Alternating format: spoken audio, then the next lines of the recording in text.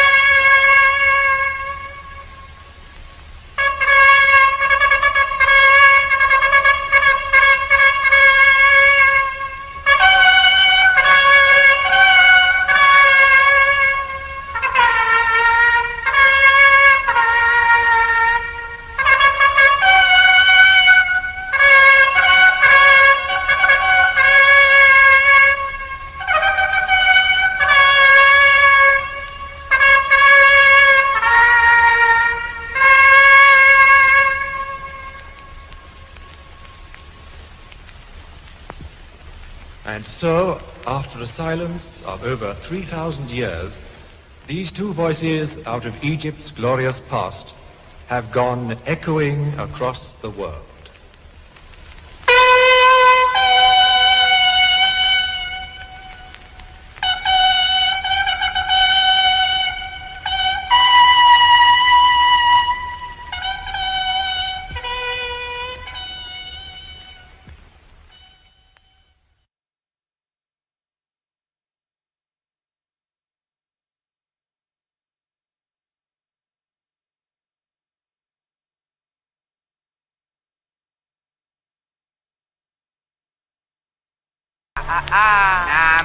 These SF-181 race and ethnicity definitions brought to you by the Office of Management and Budget, the Office of Personnel Management, my nigga, and the U.S. Department of Education.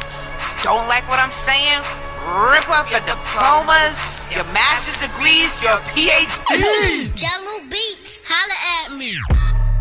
I am white though. I am white though. I am white though. I am white though. I am white though.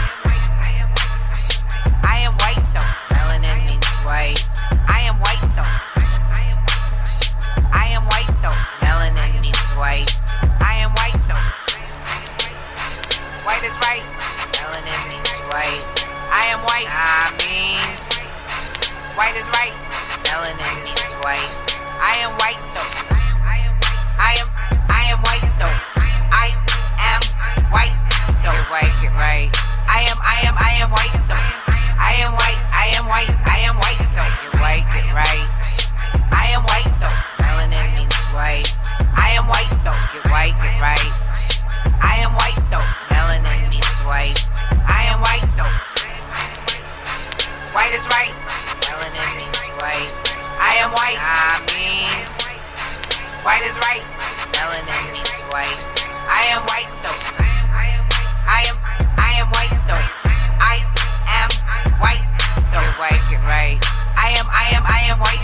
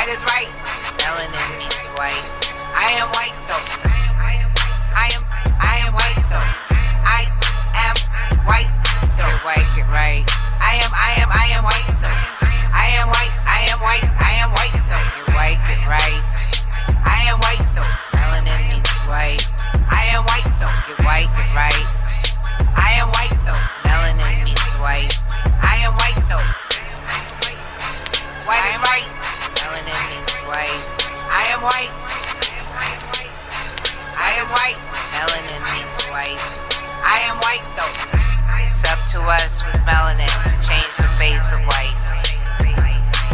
White, a person having origins as any of the original peoples of Europe, Middle East, or North Africa.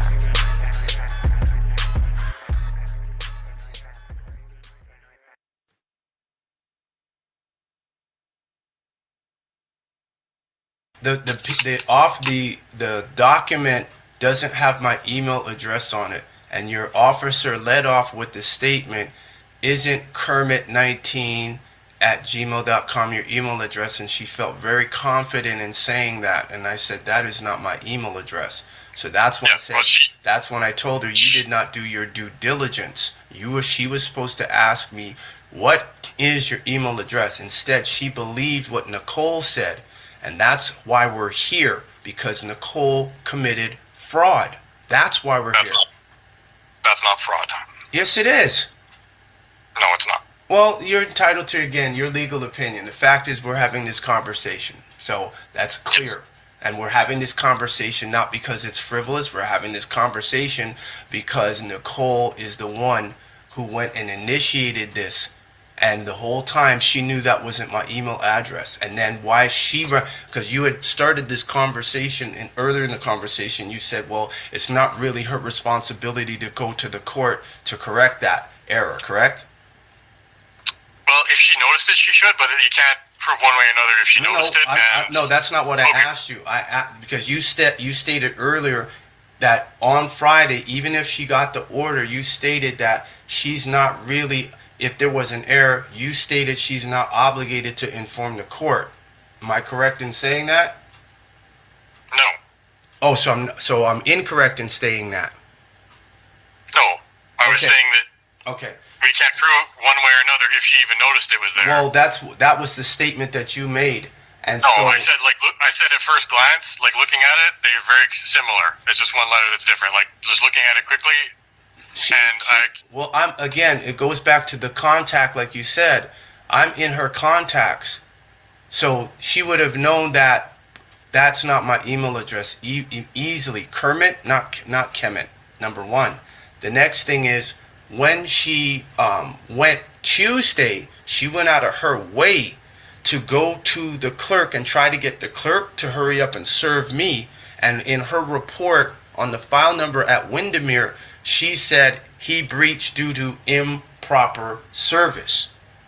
So that's a confession. She knew that wasn't the email, but she didn't say nothing. But this all happened after police were involved. Everybody knows it was improper service. So that means she deliberately omitted. She knew that. She had the mens reus and actus reus to know that the email was incorrect from the 17th of October up until she went to Windermere. And then after she went and did that, then she's running back to go to the clerks to get them to hurry up and serve me, and admits in the report at Windermere that it was improper service. So she had knowledge prior to that. Period. That's mens reus actus reus. That's fraud under Canada Criminal Code Section 380. Then she uttering a false document, Section 366. She didn't utter it. The court did. No, the court didn't utter a fraudulent document. I'm saying Nicole committed fraud. That's what I'm saying. No, that's not how fraud works. Fraud is what? Fraud is definitely she knew. She emailed me first. Okay. So I'm saying when you're talking about men. I'm talking about when the officers came. I don't know if she did the report first and then they came out.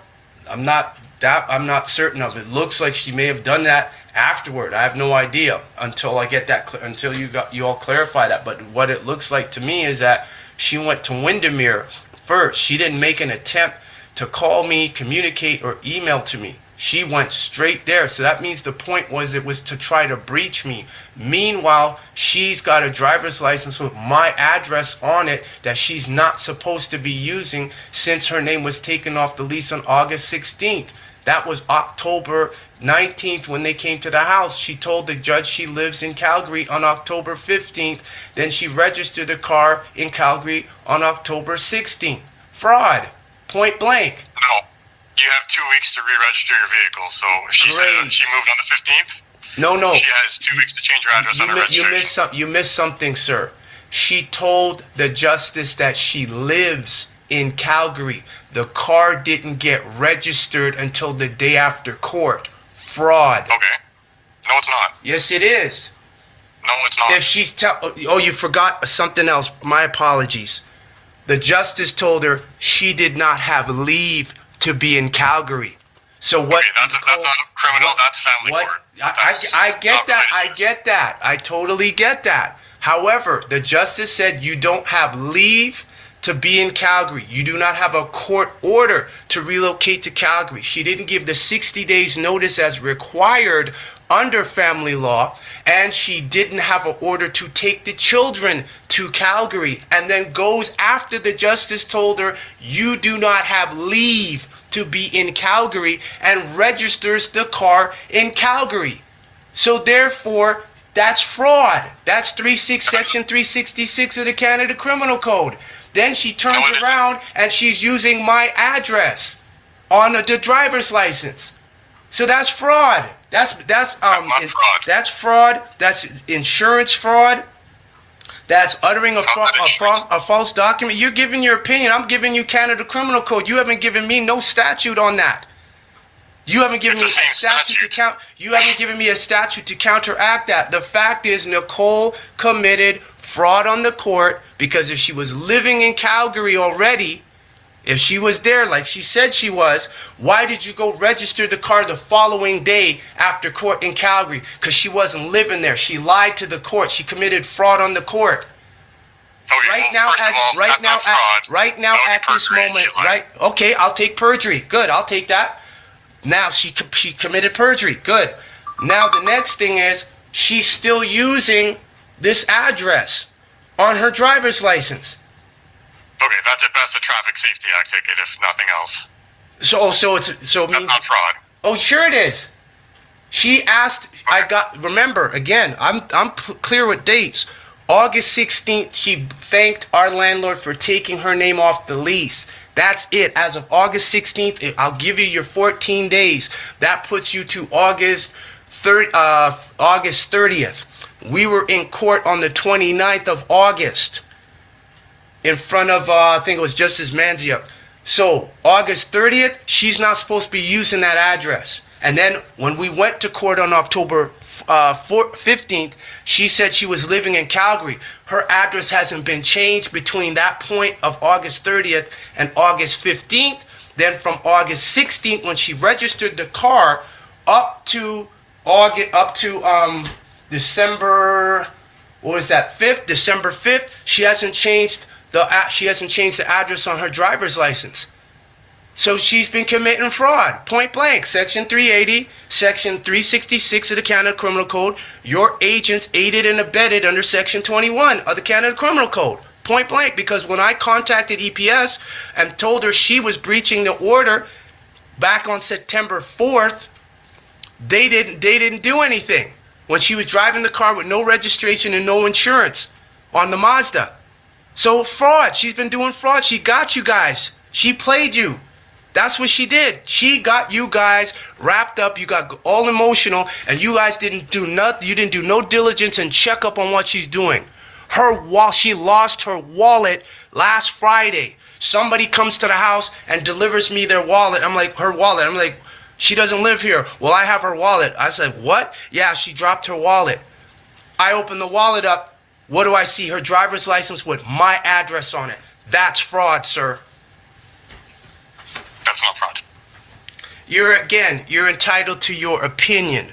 The rules are no. The rule says you've got 14 days to change your address. We've established and agreed to that.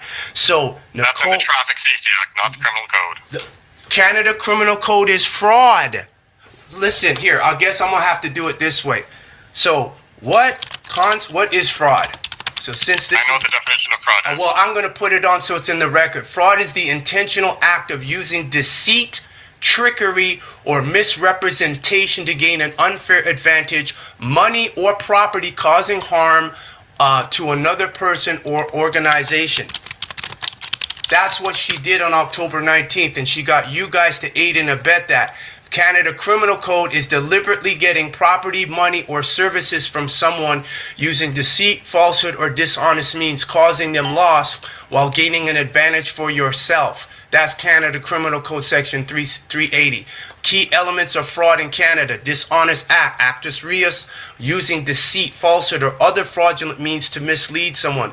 Deprivation, actus reus, the act must result in depriving someone or putting their property at risk of money, property, or service. Intent, mens rea, the person must have known their act was dishonest and could cause deprivation. Done. You guys aided and abetted her. You helped her kidnap my children, and my children were kidnapped and abducted, and you all aided and abetted that. That is an established fact. No, the court order says your wife was, or ex-wife was supposed to have the children, so that's not I thought kidnapping. you said you didn't have the court order. I don't. Okay, so how do you know that's what it said? I'm basing it on the police report and what was talked about by you and the other members and your ex-wife. And so now, I've given you knowledge under Section 21 of the Canada Criminal Code. She doesn't live in Calgary. She said she lived in Calgary and lied to the judge. She don't live there. As of last Friday, hold on, this is all connected. As of last Friday, she lost her wallet and someone brought her wallet to me. And I'm like, I look in the wallet, what is there? My address. So she's still using my address while she's driving the car with the children. That's fraud. Well, I'm not going to debate fraud anymore because we're going to have to agree to disagree on that one.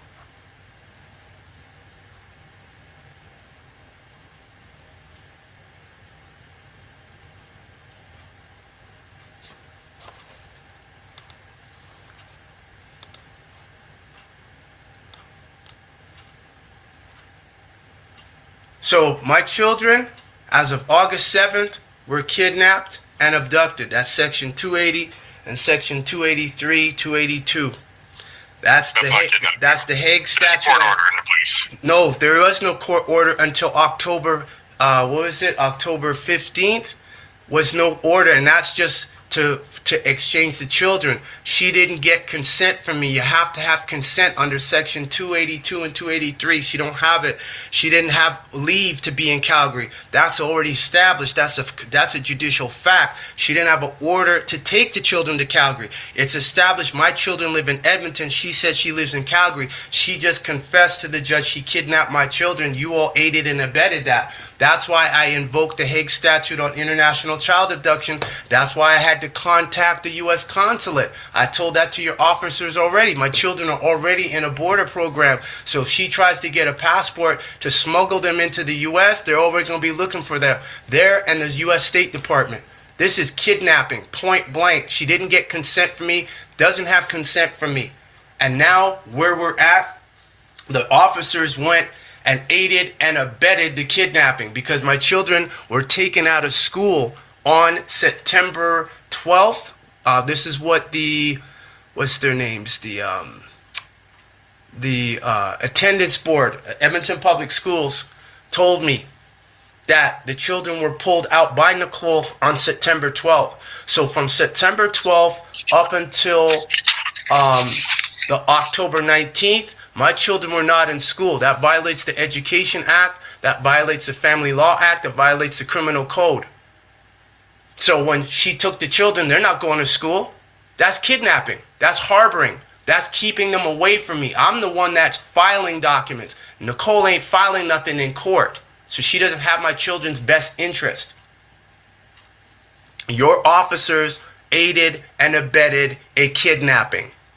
That's what they did. And they continue to aid and abet. This is why we're talking, because you all know this.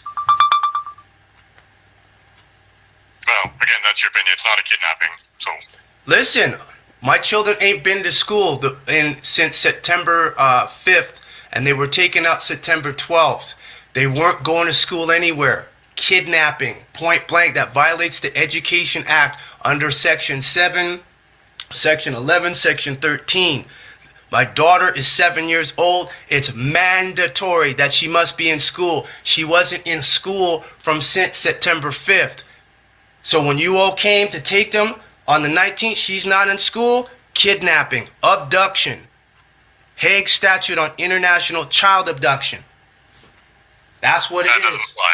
Oh, yes, it does apply because, again, Okay. I'm informing you because you don't know this.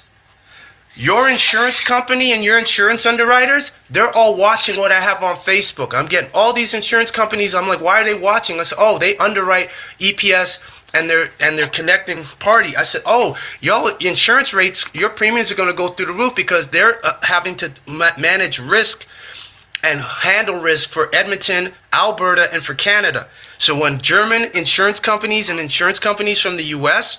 are on my Facebook page, they're on Facebook pages of members of our nation and other people, and they're like, who's this insurance company in Germany? I said, yeah, because they underwrite Edmonton. They're watching all of this. The whole planet is watching all of this. Kidnapping, abduction, that's what it is. That's why nobody is questioning Nicole. And this is the problem you guys are going to face, because by you all not questioning her, checking her fraud, you all are complicit. Now, you guys have to talk. Nobody wants Nicole to say nothing.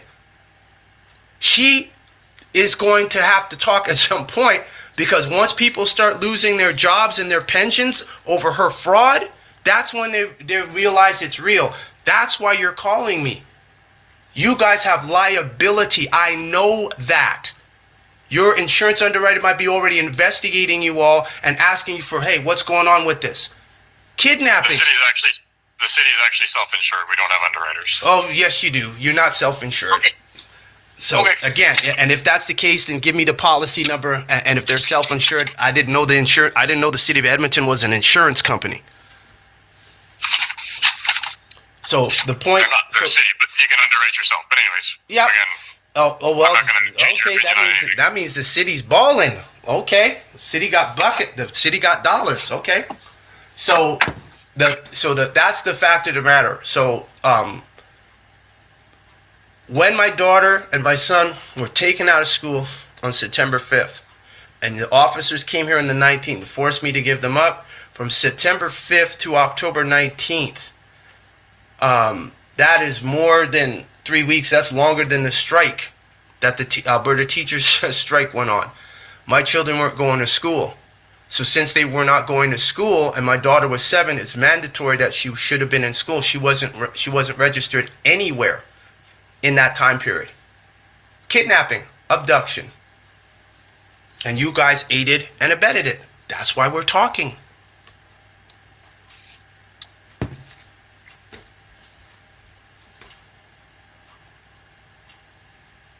Because you all are supposed to tell her, oh, how old's the daughter? Oh, she's 7. Where's she going to school? You didn't do that. No Child Protective Services came in. Nobody came in. You guys didn't know this. Nicole did a fabulous bang-up acting job on you. She got you all good. That's why you're talking to me. Because when I called in a missing persons report on August 11th to find out where my children were at, the dispatch said, Nanya, we're not going to do anything. So that right there shows you all don't follow your law. You don't follow your statutes. You don't take none of that because you realize Nicole has made you all commercially liable. This is why we're talking. You're not calling me. You know most of this. So you're not calling me for that. You're calling to see what is it that I know. And I'm knowing more stuff than you guys do. I'm like, Nicole is omitting stuff. That's going to get you guys, you're already liable. You all have to question her, and she won't stand. You start interviewing her, she will fold. She will fold within 15 seconds. She will not be able to handle your direct questioning. This woman committed fraud. The woman took off on the 7th, kidnapped and abducted my children. She didn't go to you guys for 2 days. Why did she go to Denny's? Ask her that. Why did you go to Denny's? Why on August 7th? Why did you go to Denny's? Why did you sleep in the car with the children overnight? Child endangerment. Kidnapping, abduction. Told her, bring the children home. You want to stay in a hotel? You stay in a hotel for the night. We'll figure something out, but the children got to come home. Kidnapping, abduction, that's what it is. You guys aided and abetted that. She didn't go to you guys for 2 days. That's not no emergency. That's somebody thinking, what plan can I come up with? And now you know. Now I've given you knowledge. So you must stop and correct the wrongs that Nicole has done. Failure to do so, you qualify under Section 21 of the Canada Criminal Code of aiding and abetting. Period.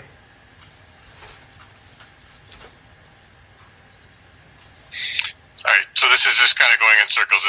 I'm assuming there's no way that this is going to be resolved by a phone call? What is it you're trying to resolve?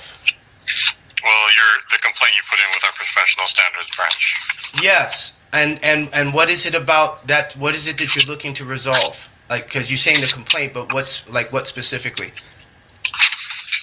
I guess all of it, but you're stuck that this is fraud and kidnapping and abduction. And well, again, I'm going to bring up the Education Act. The Education Act says that's not related to policing. Yes, it is related to policing because you all have a responsibility, especially when you have things involving matters involving children.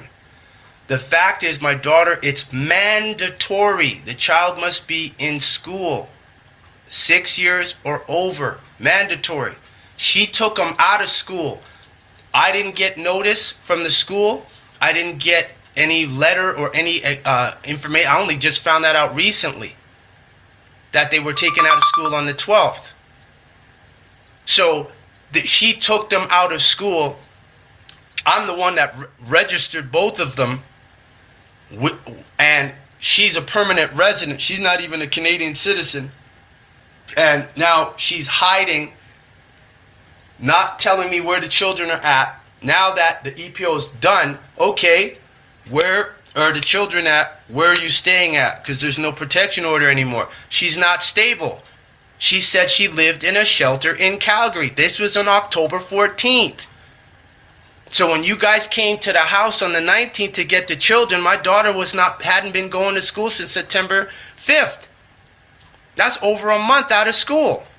Yes, you have an obligation, now that you know, to find out why were these children taken out of school? Why were they kept out of school? Why are they not in school? Like, come on, man. I can see this already what the deal is. Hide the children. That is obstruction. That's kidnapping. That is abduction.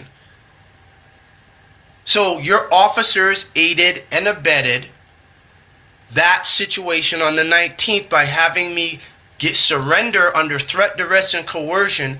My children saying you're going to breach me, and you didn't even do your due diligence to confirm. It didn't come till afterward.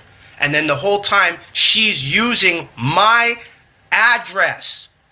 So from August 16th up until October 19th, my address is not supposed to be on that driver's license. That's why you're aiding and abetting.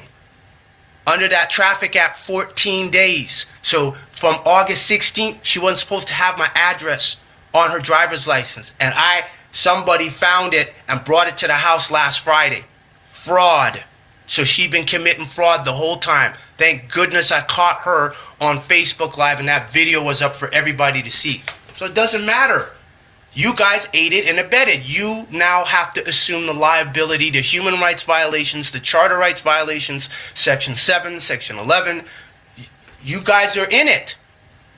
So how do you resolve this? You question Nicole why she didn't change her address on the driver's license. I want to know how she's got insurance.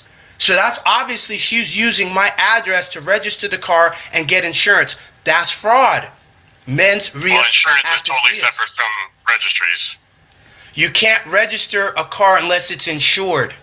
So in order for her to insure, the insurance is going to want an address. They're going to want a driver's license. They're going to want, what's your permanent address? She's going to have to tell them this. That's the only way she can get insurance. No, she doesn't. Yeah, she does. Come on, man. You can put whatever mailing address you want on your insurance. I didn't say I agree with you, but I didn't say mailing address. I said, what's your address? You're correct, but I didn't say mailing address.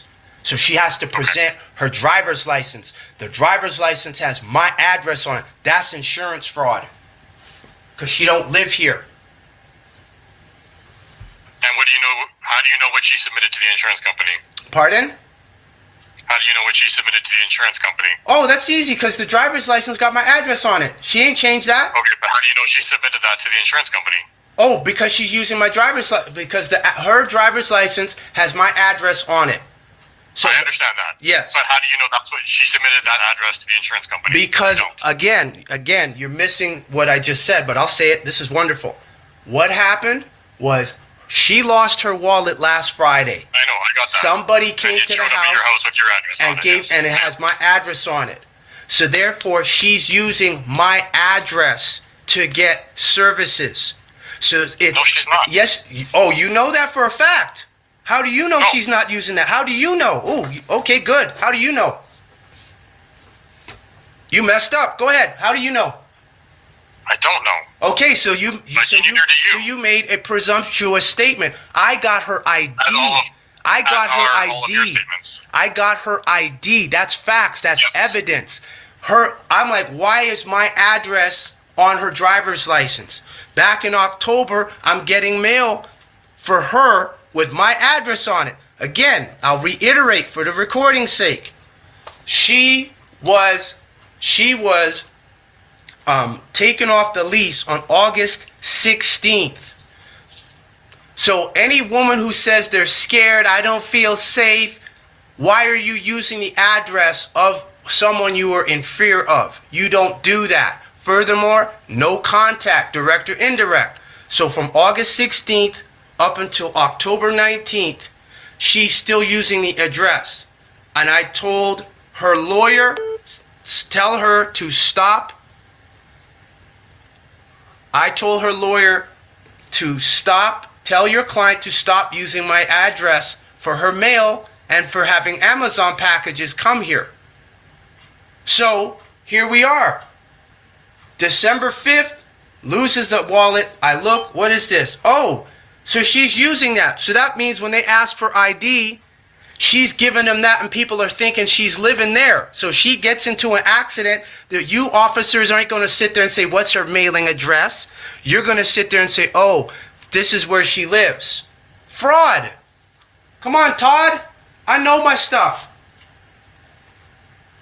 That's fraud all day long. That's identity theft fraud. That's mail fraud.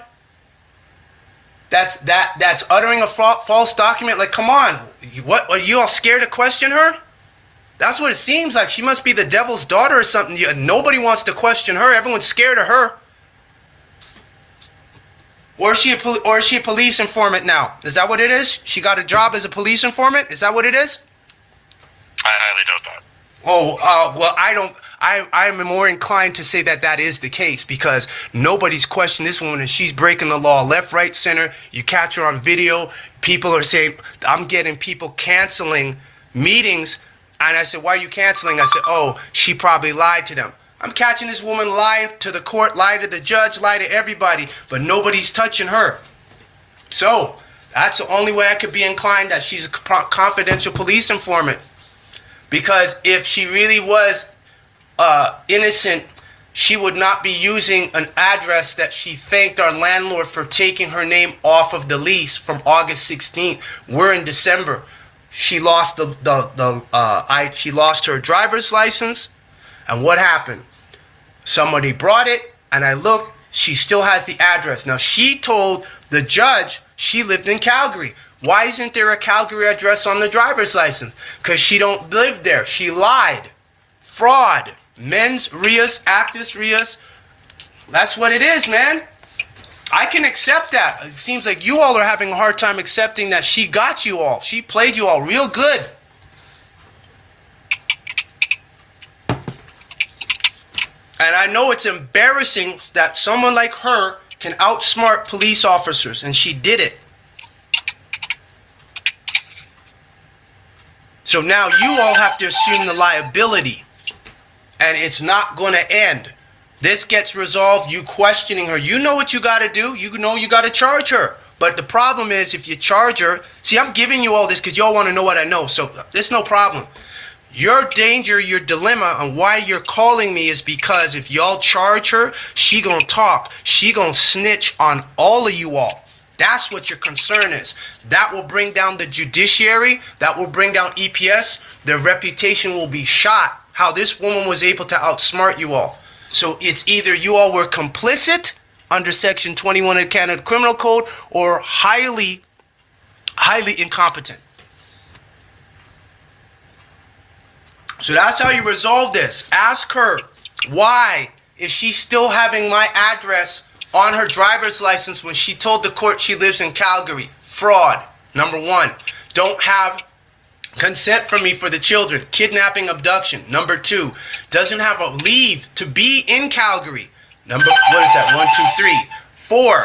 Can I just stop you for a second? No, I'm finishing up here. 4, okay. She has no leave to take the children to Calgary. It's been established in court on the record, for the record, and let the record show my children live in Edmonton. So she lives in Calgary and I live in Edmonton, and she tells the judge that, but then I get her driver's license last Friday and it has this address that she doesn't live here and was grateful to not be on the lease anymore. That's fraud.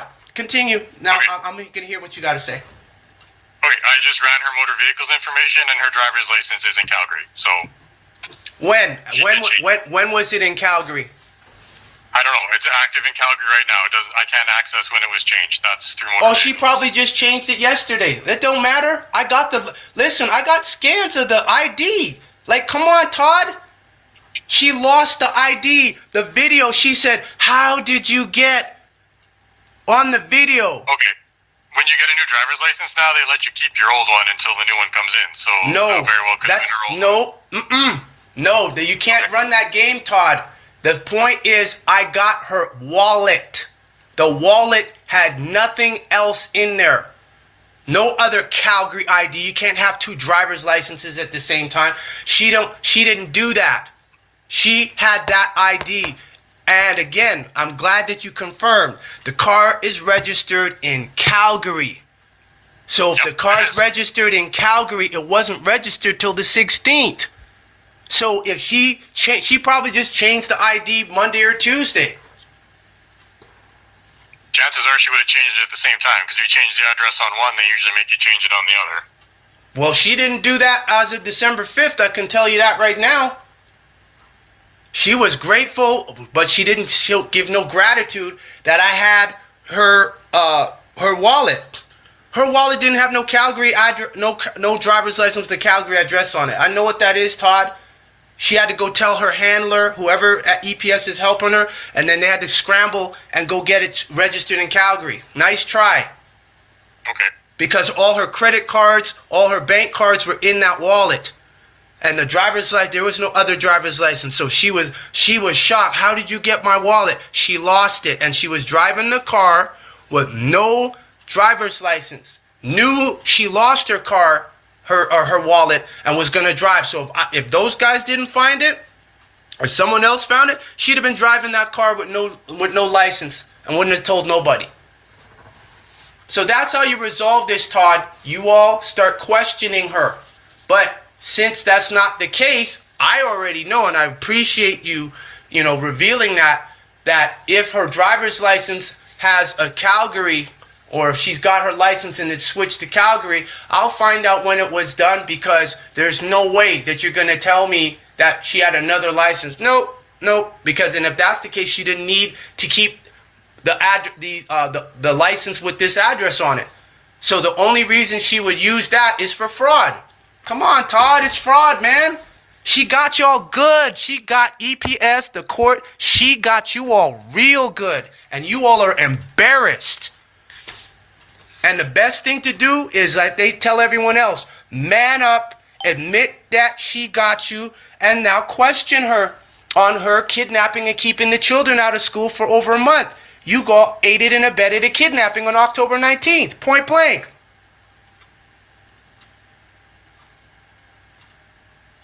That's human rights violations. That's Canada Charter rights violations. You're not getting out. You guys aren't getting out of that. You're in a cube. A crystal cube is what you all are in now at this point.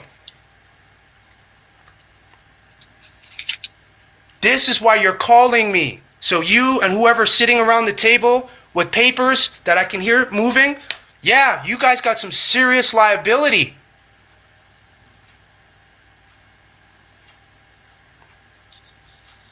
All you got to do is question her. She'll break in 15 seconds. But if you're protecting her, then you guys are complicit. So it's either you all protect EPS's reputation, the court's reputation, and charge her, or you all go down with her. It's that simple. I have too much evidence, I have too much information, I have too much stuff that is decentralized. Evidence, too much. It's ridiculous. People are like, what are they doing up there in Edmonton? I said, hey, I said she probably, I don't know what it is, don't know what deal she made, who knows? But you cannot escape the fact that my daughter was supposed to be in school, she was taken out, she hasn't been in school. So if they got Maureen, what's her name? Maureen Matthews, to generate a fraudulent document after the endorsement date, it's fraud. Nicole is not stable. You guys took an anvil. You have an anvil with her now. You are not going to control her. And I see that you all are realizing that now. You will not control her, so good luck, have fun managing her. So now you've got your remedy. You charge her, you question her. That's how this ends. If not, everybody goes down with her. The devil's daughter will take you with her. I can guarantee you that.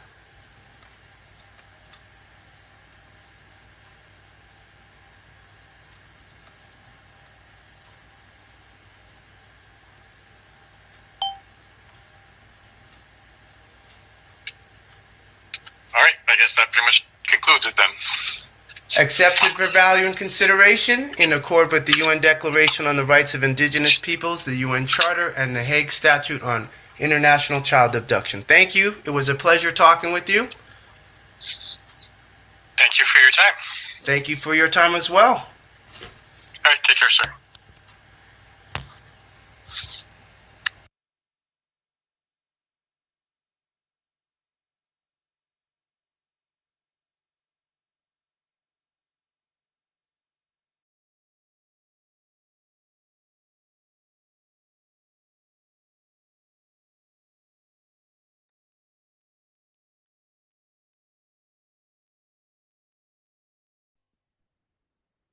Rawak ila Antutin. Can everyone hear me? Am I loud and clear? Crystal clear?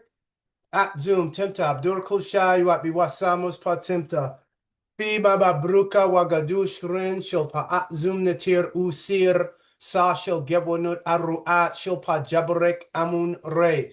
In the blessed and holy name of the great natir of ancient Tamaray, Usir, known in English as Osiris, son of Geb and Nut, children of the majestic Amun Re. Welcome to Whtie Talk the News episode number 21.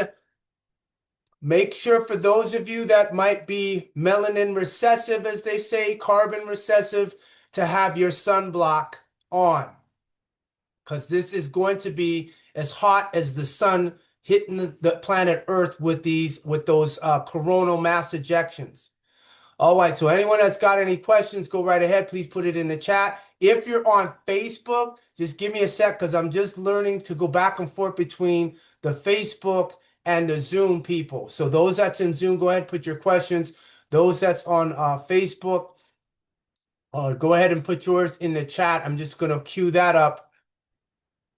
Let's see if there's any comments there. Okay, Rawat, Expanta, Rawat. Okay, this is on Facebook. Okay, so I'm going to go back now to Zoom. There we go. So as you all can see, for those of you that heard, Rawat. Okay, this is on. Oh, hold on, what's going on? So I'm going to go back now to. I'm going to go back now. Oh, okay, I know what I got to do. There we go. So, as you all can see, for those of you that heard. Oh, okay, so this is going back. Oh, hold on, what's going on? Okay, I'll mute that one. Those on Zoom, please make sure you can hear me. Just double check. I don't want the sound creating an echo. So can you hear me? All right. So that should go through on Zoom. I just want to make sure that the Zoom loud and clear. Good. I just want to make sure that because I'm hearing the Zoom, so I have to mute the Zoom on Facebook on my end, but people should be able to hear it. So as you all heard, that was a phone call I got from Sergeant Todd at Edmonton Police Services in Edmonton, Alberta, Canada, which is actually on an Indian reservation called Treaty 6 territory, Northern Turtle Island. And this is regarding, as you know, the situation with the case. I really only wanted to play 10 minutes. Unfortunately, well, not unfortunately, it's just too fabulous. So I couldn't just do a snippet of 10 minutes. And I said, okay, 5 more minutes. Okay, 5 more minutes. Then I said, nah, I gotta let everyone hear the whole thing. So as you can see, Edmonton Police Services has a problem. I can easily identify them aiding and abetting kidnapping. And so this goes back to the child trafficking ring that's involving those public officials there as well as in the courts. I told everyone when we did the ritual on August 12th, for those who participated, the ritual we did libations, we opened the portals up. I did state that what was going to happen is there is going to be portals in, on, under, and through the city of Edmonton. And I said this before in the past, and I'm saying it again to reiterate, especially for there may be higher ups that were not aware what their underlings were doing. Now they're wanting to go back to the beginning to find out what's been going on. How did this get to this point? I did a ritual along with other autochthons. We did a ritual on the city of Edmonton. And I know Edmonton Police Services is going to be watching this video. I know the court staff at Edmonton Law Courts in Edmonton are going to be watching this video. I told you all, you put your hands on my children. And now I'm finding out all the fraud you allowed Nicole to do. There is what's called a spiritual consequence. You don't evade the laws of physics. EPS, you don't get to evade the laws of physics. The Edmonton Law Courts and the justices who know and participated and were complicit, you don't get to ignore and think you avoid the laws of physics, the laws of quantum as they call it. You don't get to get yourself outside of what's happening in the solar system, this planet, in the universe. You don't get to walk away from that unscathed. That's delusion. High delusion. I told you all this, and here we are. I said everyone. When I mean everyone, everyone comes into the sunlight. So if you think that what we did was a joke, those solar flares coming from the sun that they are saying are dangerous to communications, that is the end result of the ritual we did on August 12th. So all you Satanists that work at the Edmonton Law Courts and work at the Edmonton Police Services, yes, go talk to your soothsayers and your seers, and they will tell you, you have ignited a magic war. You have created Edmonton as an international, interdimensional test site. Contact CERN, because nobody calls CERN spooky. They don't call CERN, oh, they're talking metaphysical. No, CERN said they opened a portal and talked with Draco reptilians on the Three-Eye Atlas. This is what you all have walked into. You created a magic war and an interdimensional test site for the city of Edmonton. You all have not seen anything yet. So go and watch that movie Constantine with Keanu Reeves. All you Satanists and Luciferians out there, go to your seers and your medicine men and your shaman, and they will tell you, yes, we have ignited a magic war that will come out into the public. It will not be covered. It will not be hidden. It will not be covered over. All on the planet Earth shall see this. I told you, you put your hands on my children, That is it. Yes, we are at spiritual war. This is what you all wanted. Now you got it. Your linchpin, the one that's going to pull you all down, is Nicole. Got all the evidence, which I have disseminated. I've disseminated that to other autochthons. Those who are on here, if you want to make a phone call and call me in, 587-712-0639. I told you all the whole planet is going to see this. I told you this. You guys were warned since August 12th. Here we are. So they're not honoring nothing. So that means there is no law. It's a free-for-all. And now you let the portal, we open the portals up for beings from other dimensions to come in. Now, who are they going to target? Edmonton Law Courts. They're going to target. Rawad, hold on a second, Ta. Mute, make sure you mute your microphone. So this is what's going to happen. All those places that were complicit in hiding my children, and we've done rituals, y'all are screwed now. Because all the higher dimensions are releasing all the data and all the participants in this fraud.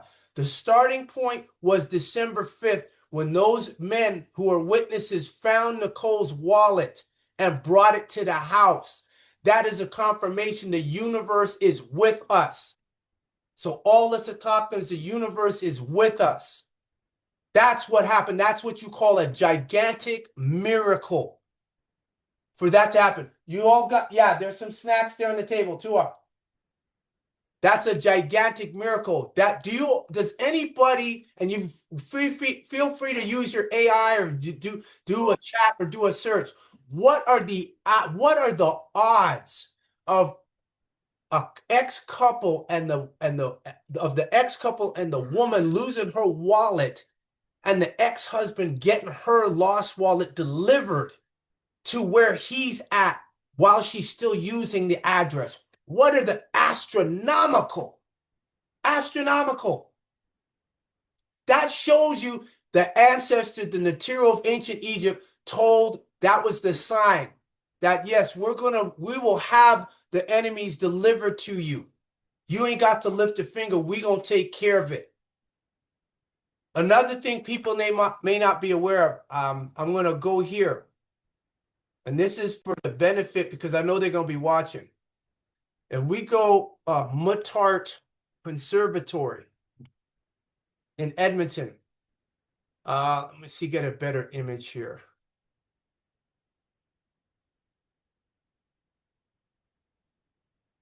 Okay, so for those that can see on Zoom, everyone should be able to see. Yes, you're seeing pyramids. Yes, you are. This is Muttart Conservatory in Edmonton, Alberta. Everyone should be able to see this. There you go. These are pyramids in the city of Edmonton.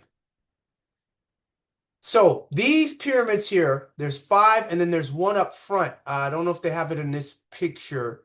You got to go down the hill. Might be covered by these bushes here, which is the front of the Muttart Conservatory. So what you all are seeing are pyramids in Edmonton, Alberta, Treaty 6 territory.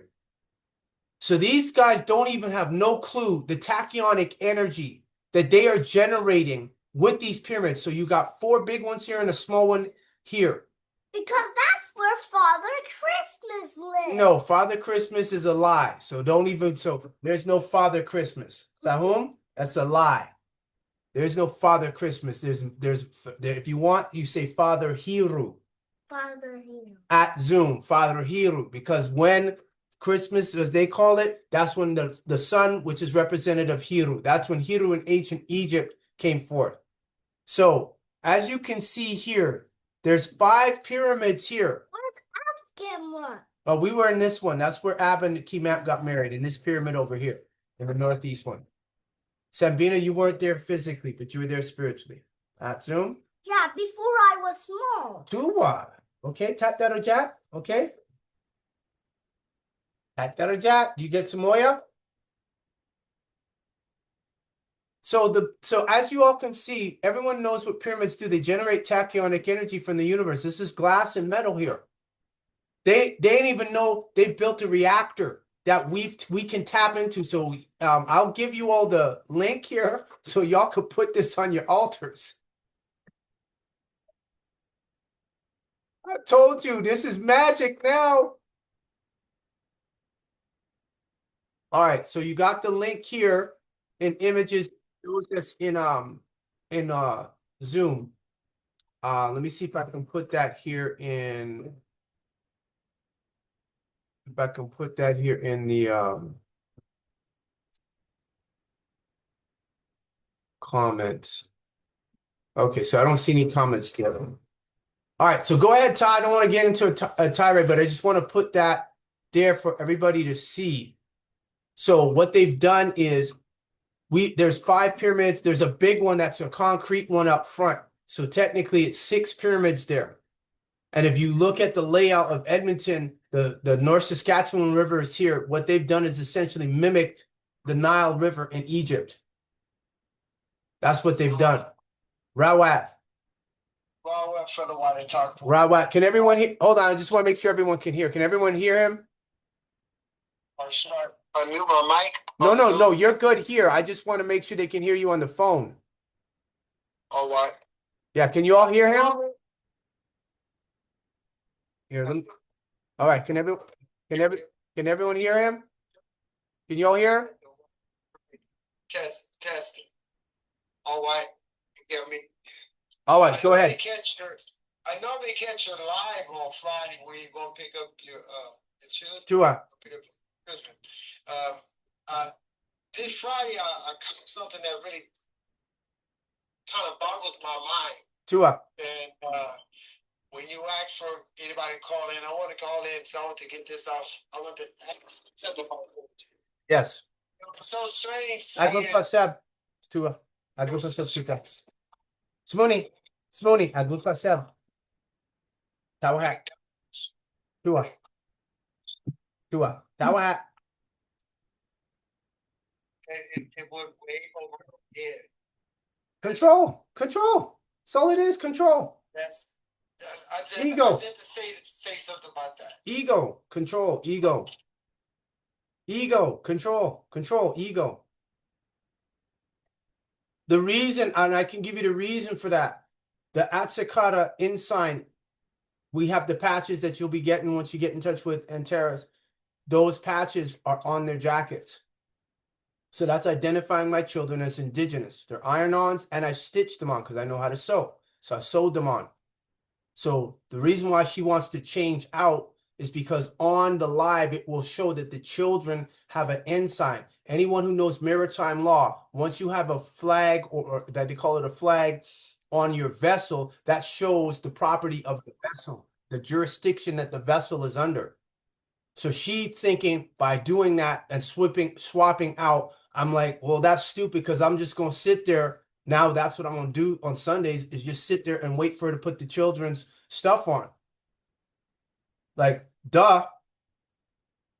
But it does, and so it doesn't take away from the fact, like, getting the wallet delivered, as most people would say, they call that was divine providence. I was not expecting that. I had already put the children to bed. And then I get a knock on the door and the guy says, yeah, it was at Canadian Tire. I said, oh, because everyone who remembers, I was trying to get her van side doors open and couldn't get the doors open. So when he said it was at Canadian Tire just sitting there on the floor, that I said, oh, so when she left us, she went to go get a de-icer, right? And so that means she went and got the de-icer and whatever else, and in the process, she dropped the wallet. So the wallet confirmed she was using my address this whole time since August 16th. So there's no way EPS, the Edmonton Police, can't say they don't know that. The welfare, if she's getting social services, can't say they didn't know. The shelters can't say they didn't know. The YWCA in Calgary can't say they didn't know. The YWCA in Edmonton can't say they didn't know. The courts, especially Justice McGuire, when I asked if she living in a shelter in Calgary or Edmonton, you don't need to know where she's staying. So that means they're all complicit. They all knew that she was still using the ID. Now, how did she get legal aid? That's the question. And again, when a justice tells you you cannot do that and you can't take the children and relocate, it's a federal form that you have to fill out. And then you got to file it with the court for relocation. Then you have to give it, I got to be served. Then I go and respond. And then we both go up into the court, the vessel, to have a hearing on it. That didn't happen. So that is kidnapping, smuggling, harboring. That's all of that. He called to see how much I knew. Man, I could piece that together right now. That's easy. The problem, you go ahead. So Empress and Oteti got in your vehicle without a jacket. Yep. And she had the jackets in her car. Yes, she took them. If you saw it live, this is why.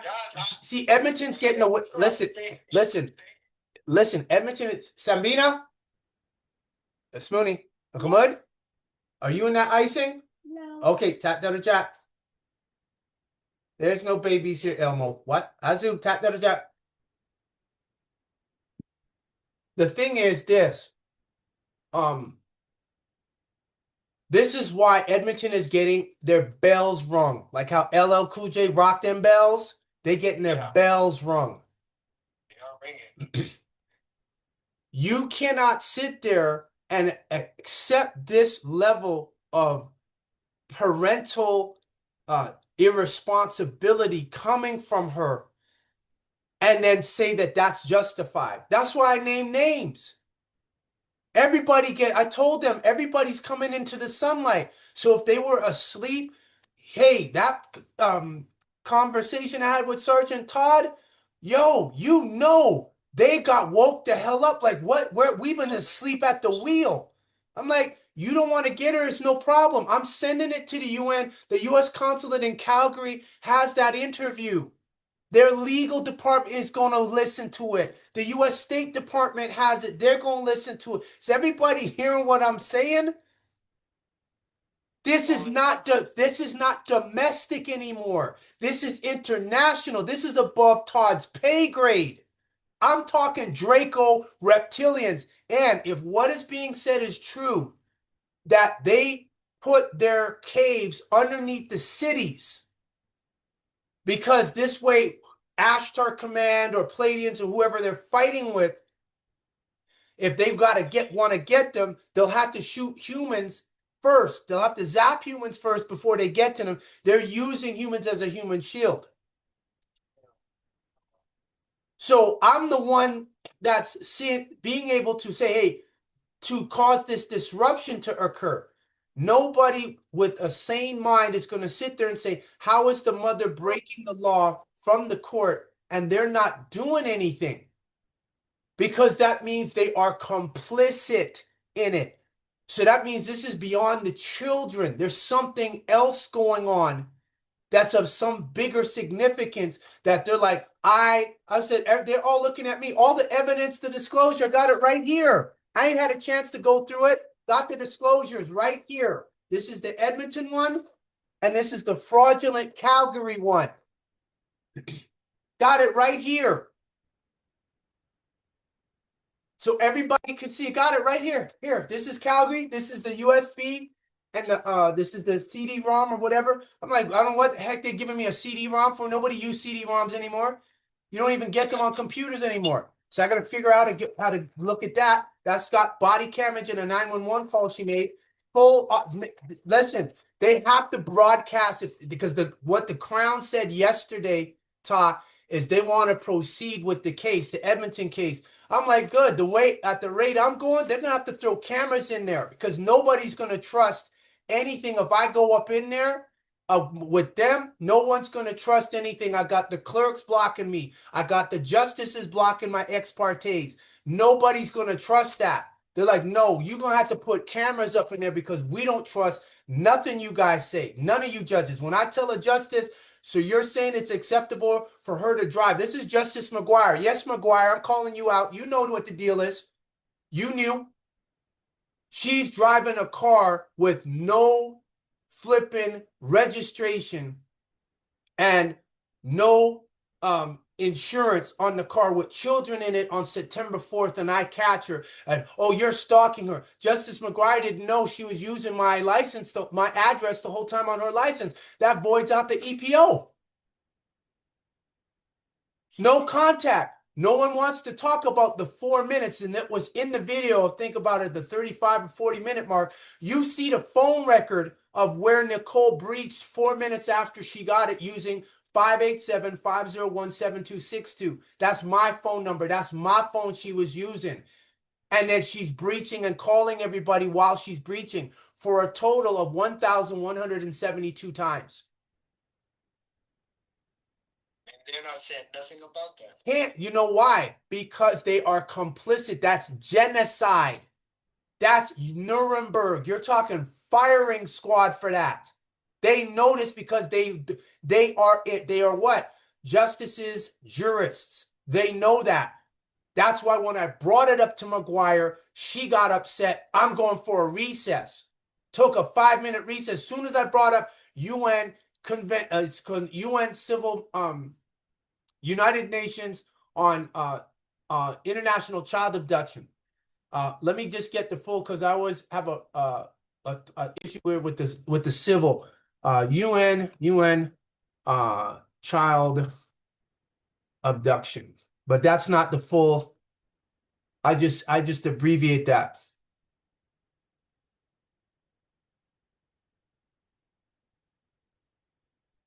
I think it's called civil aspects of child abduction. Yeah, the Hague Convention on the Civil Aspects of Child Abduction. I think you all on Zoom can see that. And so the ones on Facebook. So I brought that up. So when he said it didn't apply, I said it does apply. You don't keep children out of school for over 30 days. Especially in one of them, it's mandatory under the Education Act of Alberta that they must be in school. So they're complicit in kidnapping, abduction, international child abduction, genocide, apartheid, blocking me from seeing my children for 71 days. No, that's genocide. That's what they call up here a 60s scoop that they did to the Cree and the Blackfeet Indians up here.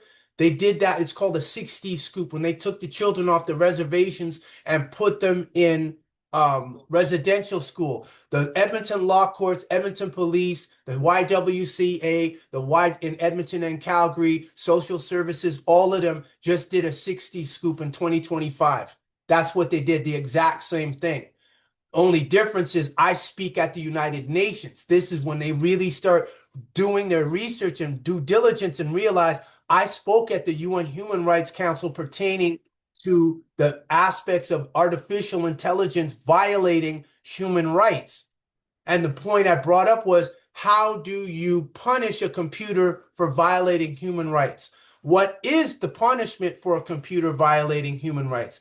Can you punish a computer for violating human rights? And I left the cliffhanger and mic drop. Then the United Nations puts my face as the thumbnail on that second day of the UN Human Rights Council. So I'm internationally recognized. So it don't matter what EPS says. It doesn't matter what the Edmonton Crown says. They're bound by the UN Charter. They must promote human rights. This is a human rights violation. 71 days I don't see my children. That's a crime against humanity. Everybody connected to Nicole gets it. They get tagged. All of them get tagged. Then they'll say, how did you not know this? How were you unaware? Impossible. That's not, it doesn't cover that. So when we talk about, oh, we're in a simulation, that was the worst thing they could have ever told me. Oh, we're in a simulation? Magic, magic, magic. You know, Michael, well, it's just amazing I was listening to the clip, when I first seen the clip when you did the UN and you were speaking about intelligence, AI. Right now, we're facing that right now. And your question is ringing more bells than it did then. Now it should be that he said this back then, which a lot of people told us, people was trying to tell us that something's coming. It's here now. And here it is. And then my focus now is looking at the artificial intelligence, which we syntax as computer intelligence. And I said, oh, the computer intelligence knew about the challenge I issued to them. And I said, oh, so they could hack people's minds. You watch that movie Ghost in the Shell with what's her name? What's homegirl's name?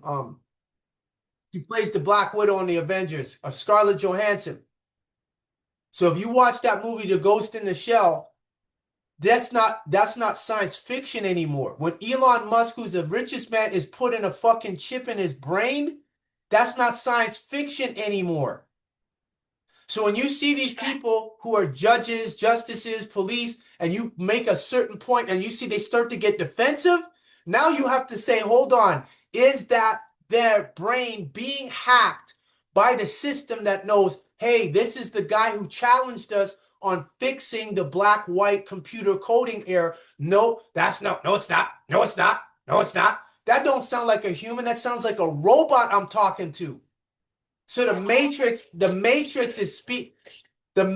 is speaking through that human, because most of those EPS officers, they're flicking hacked anyway because they took the jab. So they got the liquid computer operating system in them. Every time the children come, I have to detox them, whether it's methylene blue, whether it's agriculture ash, whether it's activated charcoal. So I'm doing all of that to my children. Plus we're doing invocations, we're doing offerings, we're doing rituals.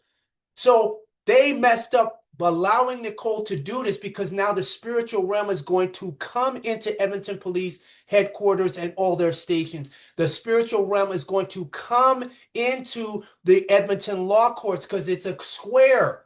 That's why I told them you are in a crystal cube now.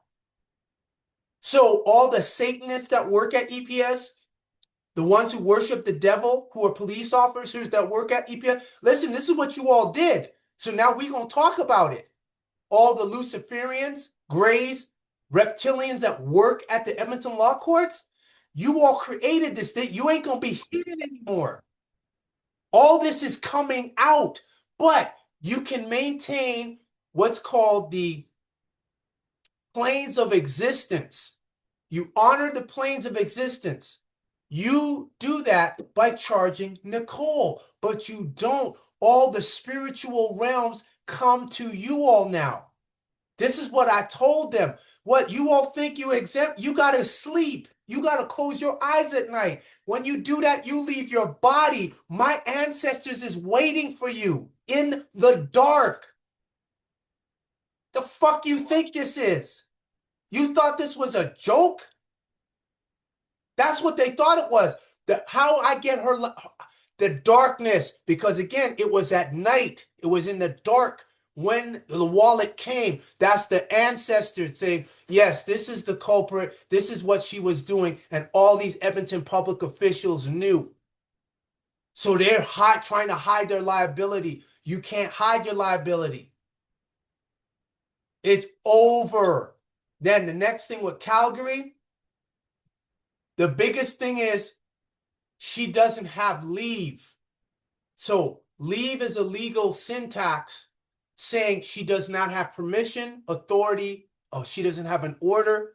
She is not allowed to be in Calgary.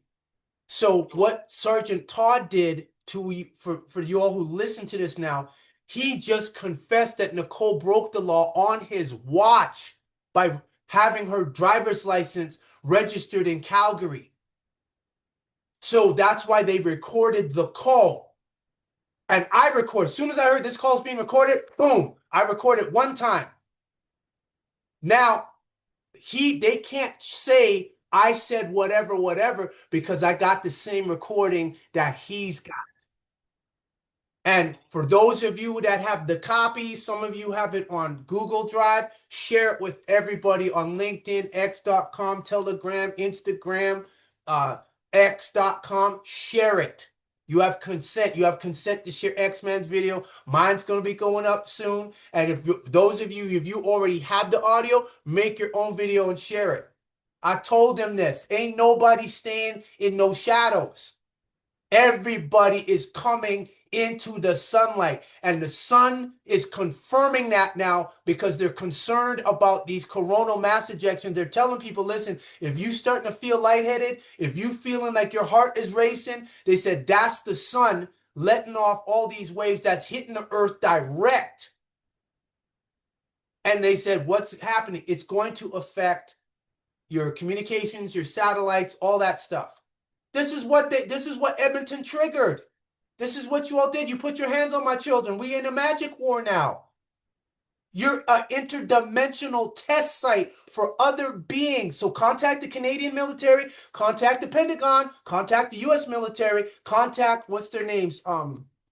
CERN. They'll tell you, y'all done effed up.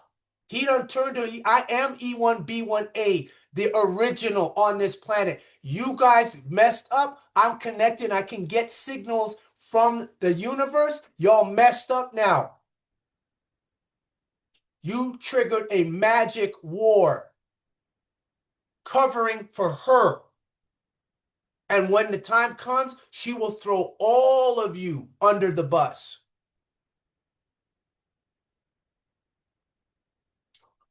All right? All right. Kashikador. Shikador. Let's see here. I'm gonna check the chats because I know a lot of people got questions and comments. I'm gonna go up to take it to the top. I'm gonna start from the top. Hold on a second, everyone.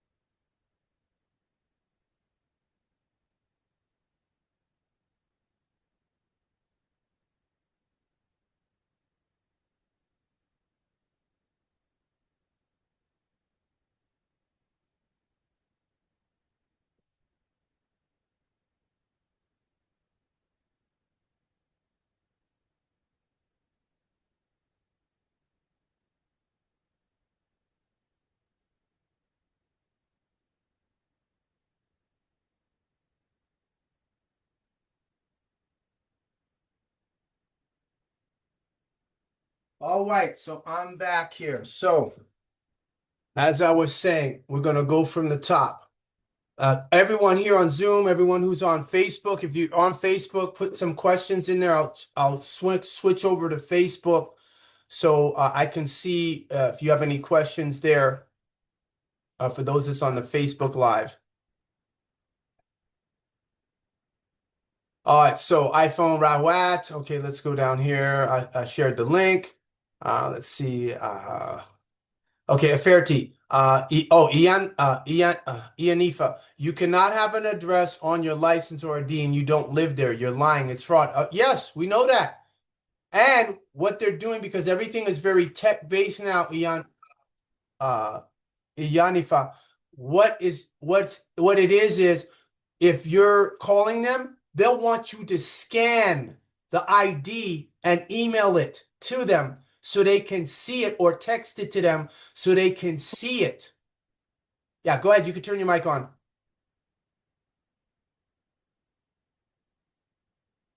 Right? They want you to text to see it.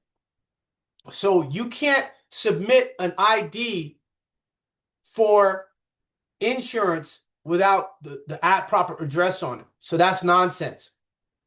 And again, he didn't know what he said. I don't know who the attorney was. If there was legal counsel there in the room, they're an idiot.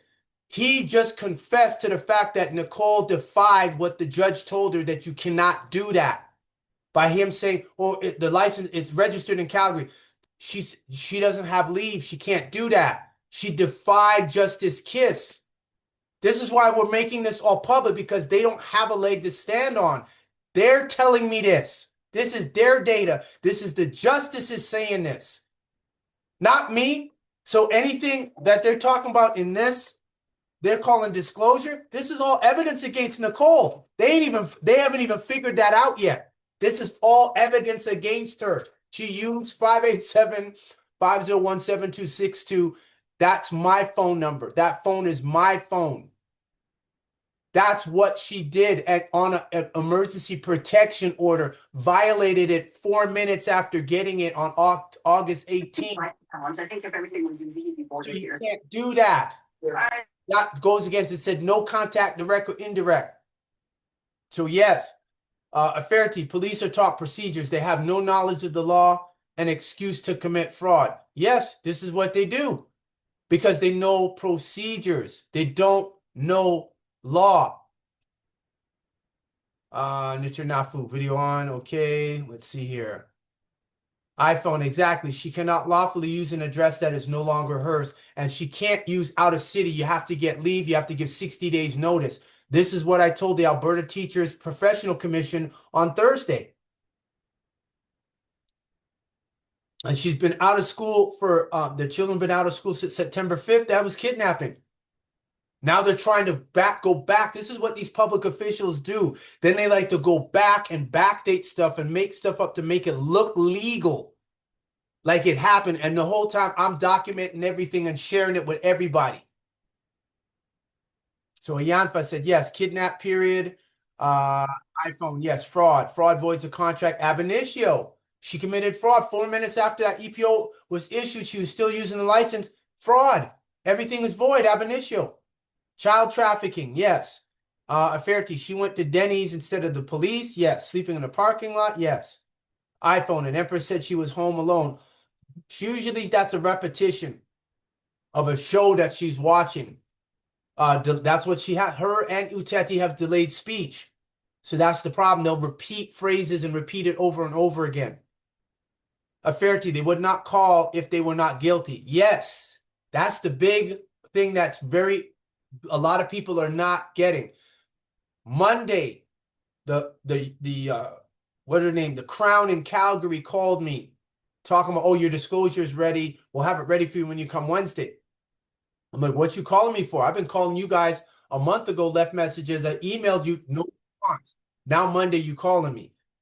What you just said, Whtie, about they would not call if they were not guilty. They know they're guilty. That's why he called. Listen, I watched the movie Michael Clayton. What did Michael Clayton say? Everyone if you've never seen that movie Michael Clayton with George Clooney, you better watch it. If you have, put your comments in the chat and I'll put them up so everybody can see. When the guy in Michael Clayton hit the cyclist and then took off, Michael Clayton was called to go upstate New York. Hey man, he's like, man, this guy's like part of my. He makes up like 75% of my book. I'm not in the country. I'm out. I'm in the islands. Could you please, man? I can't lose it. Okay, so Michael Clayton goes from New York City to upstate New York at night to go see this guy. And so the guy hit a cyclist, and Michael Clayton, which is George Clooney, is telling him, you hit a guy at this time a mile from the state trooper barracks. He said, if there's a line, you're at the front of it. And the guy's mad. I'm paying all this money for from a retainer, etc. And then as in the meantime, he's lying to Michael Clayton. His wife throws the glass and breaks it. And so, well, how about the fog? Maybe the fog, right? The guy's coming up with all these schemes to try to say something to get off. So Michael Clayton tells him, in the middle of that, the phone rings. And Michael Clayton is like, no, the guy's like, that's the police, isn't it? He said, no, they don't call. I filed a complaint and they called, but they didn't call the way people would think, oh, I'm going to get remedy. I'm going to get some type of resolve. They call because their legal counsel is like, we got to cover this up.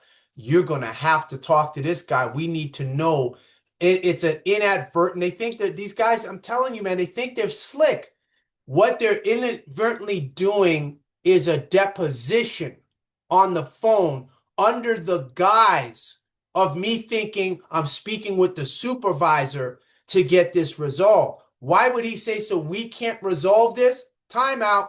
Anybody who knows negotiating 101, you made an offer. Why isn't there is obviously we can't resolve this outside of a phone call? You know what you got to do. I gave you your remedy. But why would you tender that to me? Because you know you guys are complicit and guilty. That's why. He didn't talk about no compensation, restitution. He ain't talking about nothing, nothing.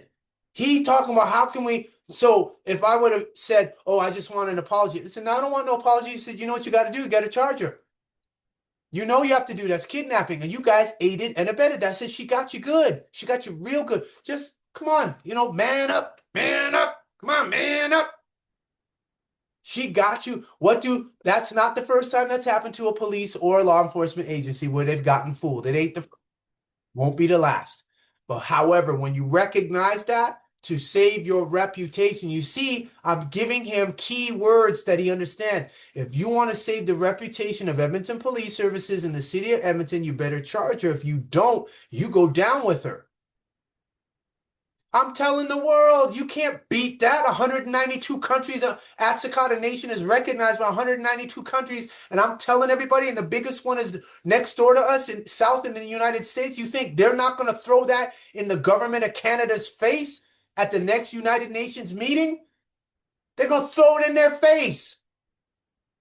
And if the government of Canada is not paying attention or they're not taking it serious, when it hits, that's when the hammer's going to come down privately on all these fools, because they're going to have all the names and say, we just got to go watch his videos and we get all the names of all of you all. That's all we got to do. Then we'll confirm what he's saying, whether it's true. Once we get confirmation, okay, where was you? No, you fired. You gone. You forget your pension. You getting charged. Told you all. Magic, magic, magic. Where are we at here? Is she iPhone? Is she home educating the indigenous children? iPhone. No, she said that's what she wanted according to her lawyer, Kevin Livingstone. However, that's a lie. That's fraud, perjury. He uttered a false document. You know why? Because if you're going to homeschool, see what these fools don't know is our next door neighbor. He was the president. Her son was the president of the Alberta Homeschool Association. And he told us, oh, okay, go to this website. This is what you got to do for homeschooling. So I spoke with the man. See, they got no clue. If you're going to homeschool, you have to give the school that you're taking your child out of notice you are homeschooling, and you have to give a form.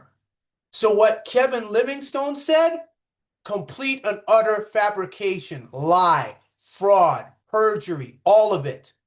Because you got to fill a form out so the public school say, okay, if this child is coming out, what's happening? So did she tell them, I'm going to register them in another school? Or was the intent to get her to Calgary because that's where the U.S. consulate is located? And by there, well, we'll get a document, a temporary travel so you could cross the border, not realizing that I've already contacted them, that I've already communicated with the U.S. Department of State. They have a program, Prevent Abduction. So I emailed them today. Today they got the email of the conversation I had with Sergeant Todd of Edmonton Police Services. This is global. This is international. You can't cover this up, you fools here in Edmonton. You dumb public officials. You can't cover this. This is not coverable. You can't even get Michael Clayton to come clean this up. There ain't no janitor work on this. There's no janitor because you got to come with facts. I gave you guys the phone records. She used my phone to try to breach me, and you guys didn't check. Either you highly incompetent and stupid, or you aided and abetted.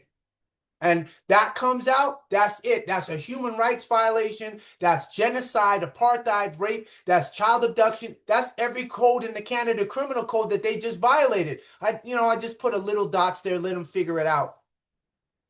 What was the other one? Did she deregister them lawfully? According to them, they would say yes, that she took them out of school. However, I told Alberta Professional Teachers Commission on Thursday that my children are in Calgary and Nicole does not have a court order to take them. So now that's child abduction and kidnapping. So they have that at the Alberta Teacher Professional Commission. Because I'm saying, had they knew, because what happened was on the 12th of September was when Nicole made the phone call officially taking the children out of their schools. They stopped going to school September 5th when I took the car back, because she was driving the car with no registration and no insurance. If anything happened and she got into an accident, what was told is they'll sue me. That's why she kept the license. So if she gets into an accident with the car and the police think they're smart, she gets into an accident with the car from Calgary, who are they going to come to? They'll come to me because the address for here is on the license that she's using. Is everybody getting this? So when the ancestors went and said, no, we're going to get that back to you. Now I have it recorded. Now the officer, I looked up her license. How do you know what her driver's license was? Let me say that again for those of you that may have missed that. When Sergeant Todd said, how do you, when he said he looked her license up, how does he know what her license is if she ain't a police informant?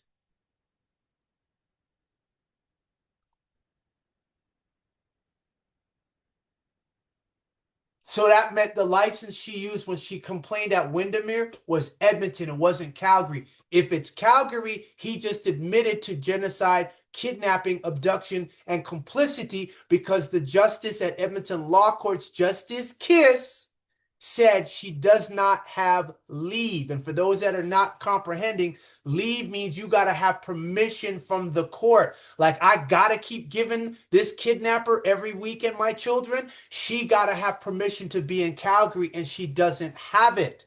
So when the U.S. consulate hears this and they give it to their legal counsel, they can press the U.S., they can press Canada. Why are you allowing this U.S. citizen to commit criminal acts in your country?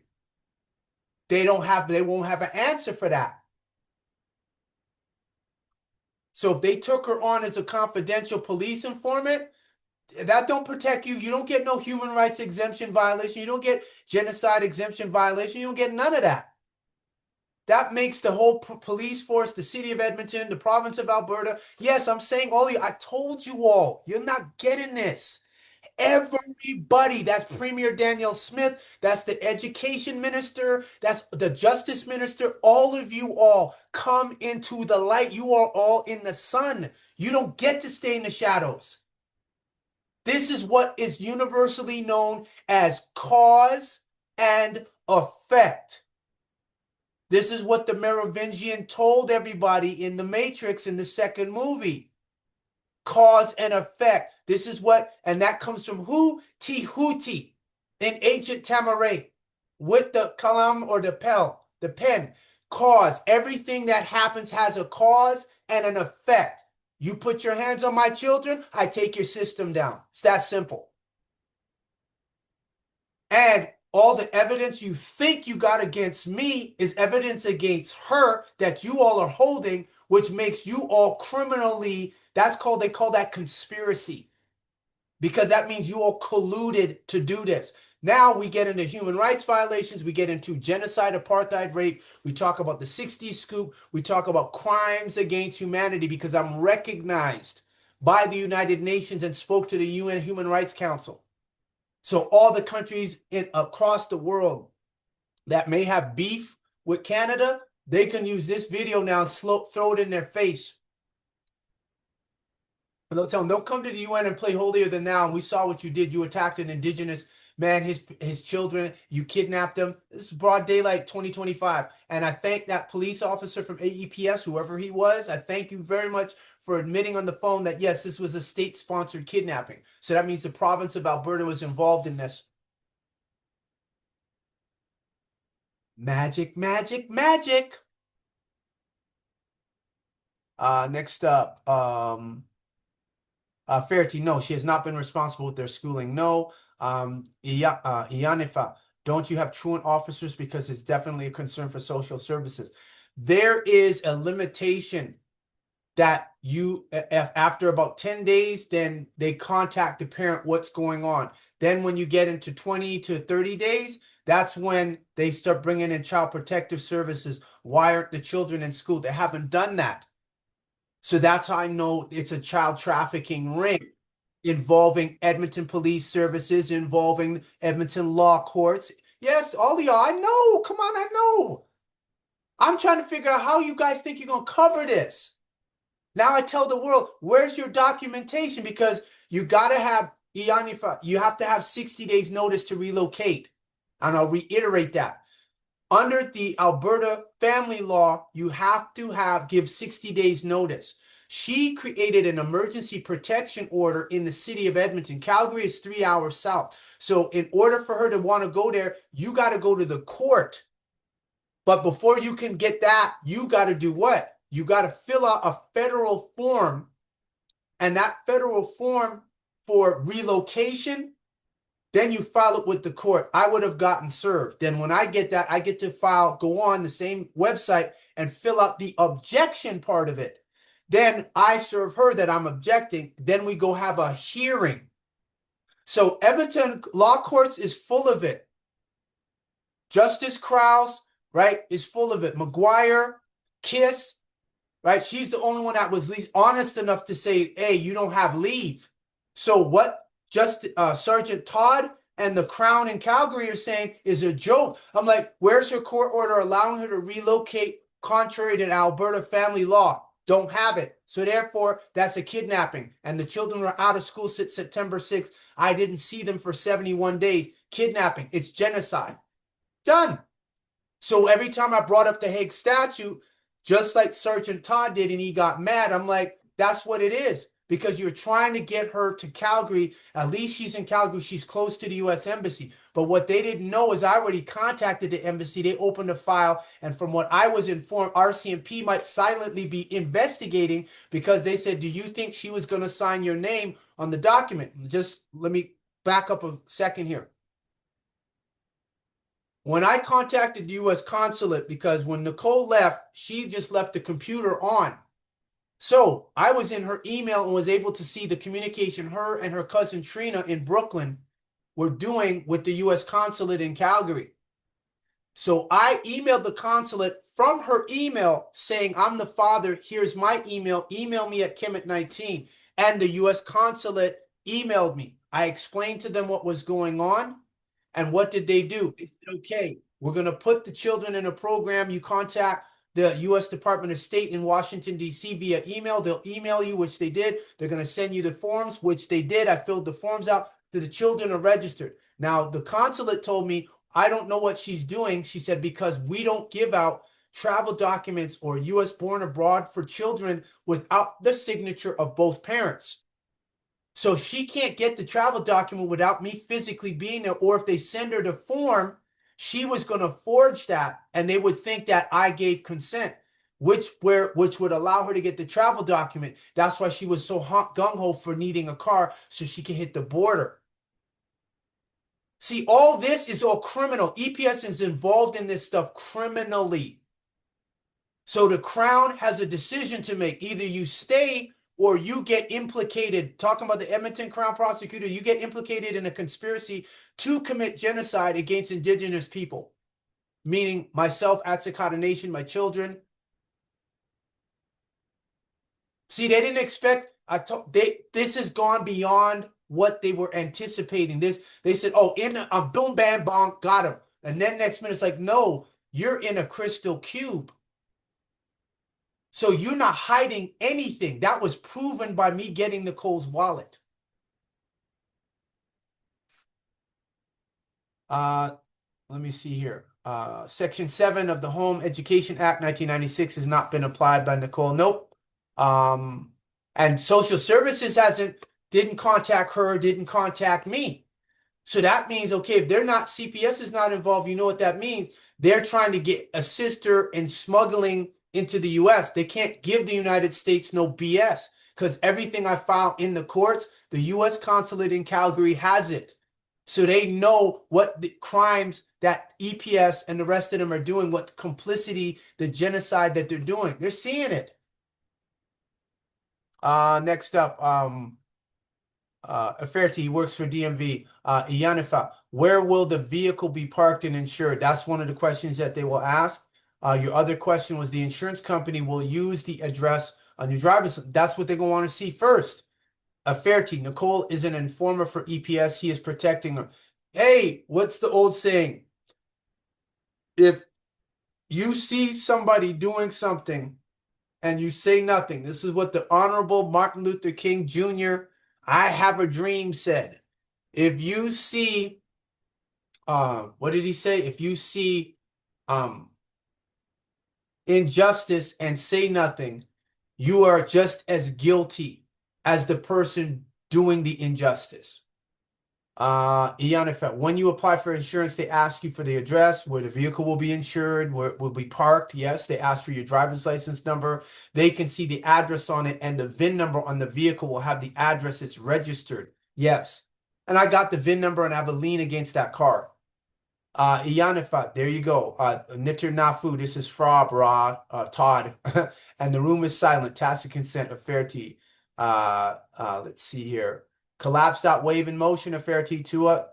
And the room is silent. Iyanifa, why do they have fun using supposed white women to take down her own husband?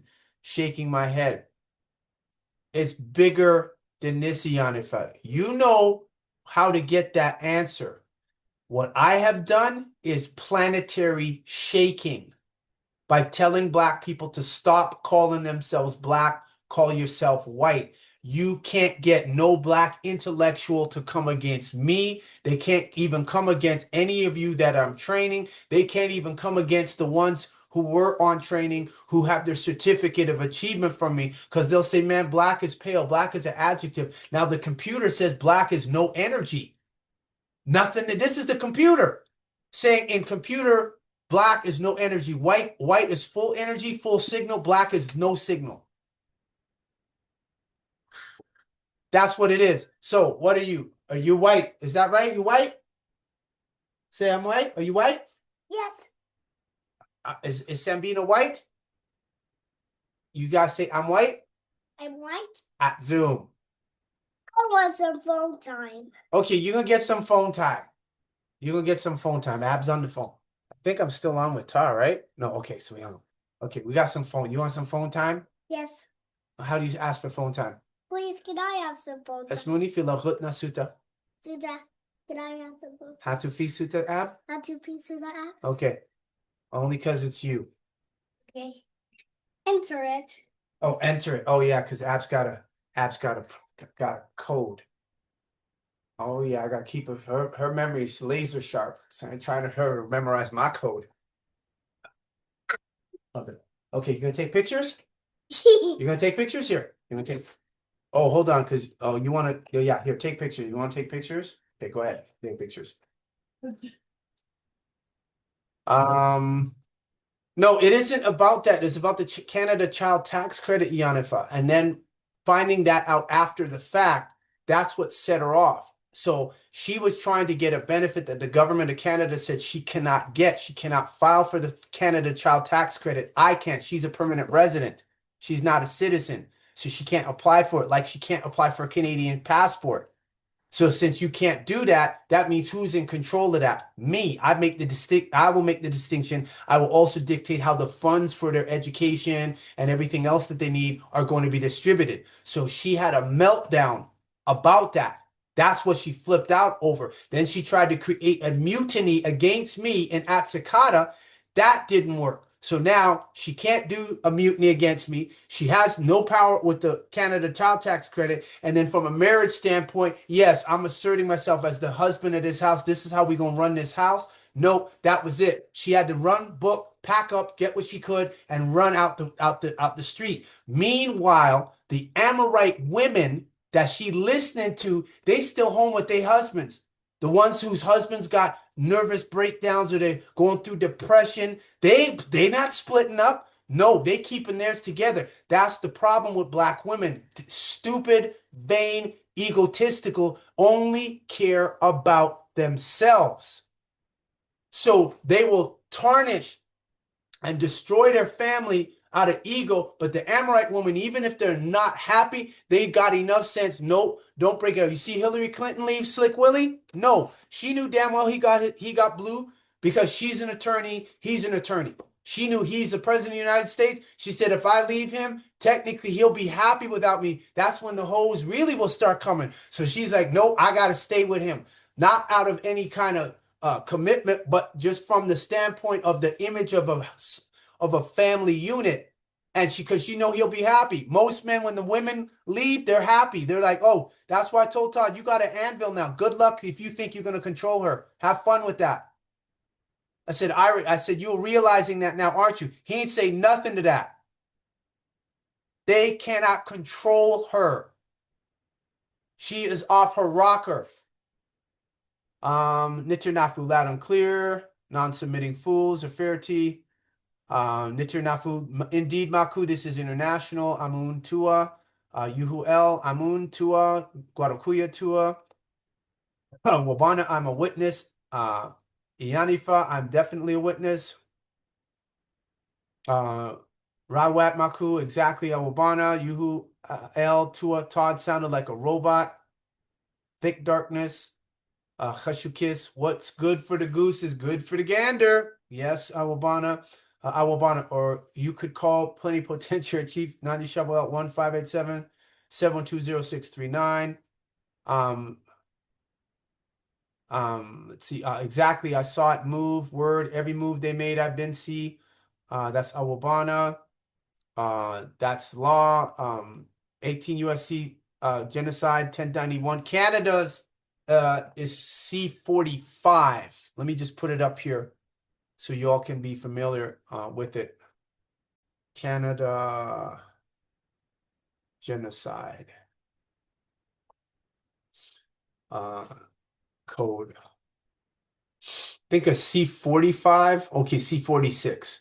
So this is the Canada Genocide Convention. So let me speak it.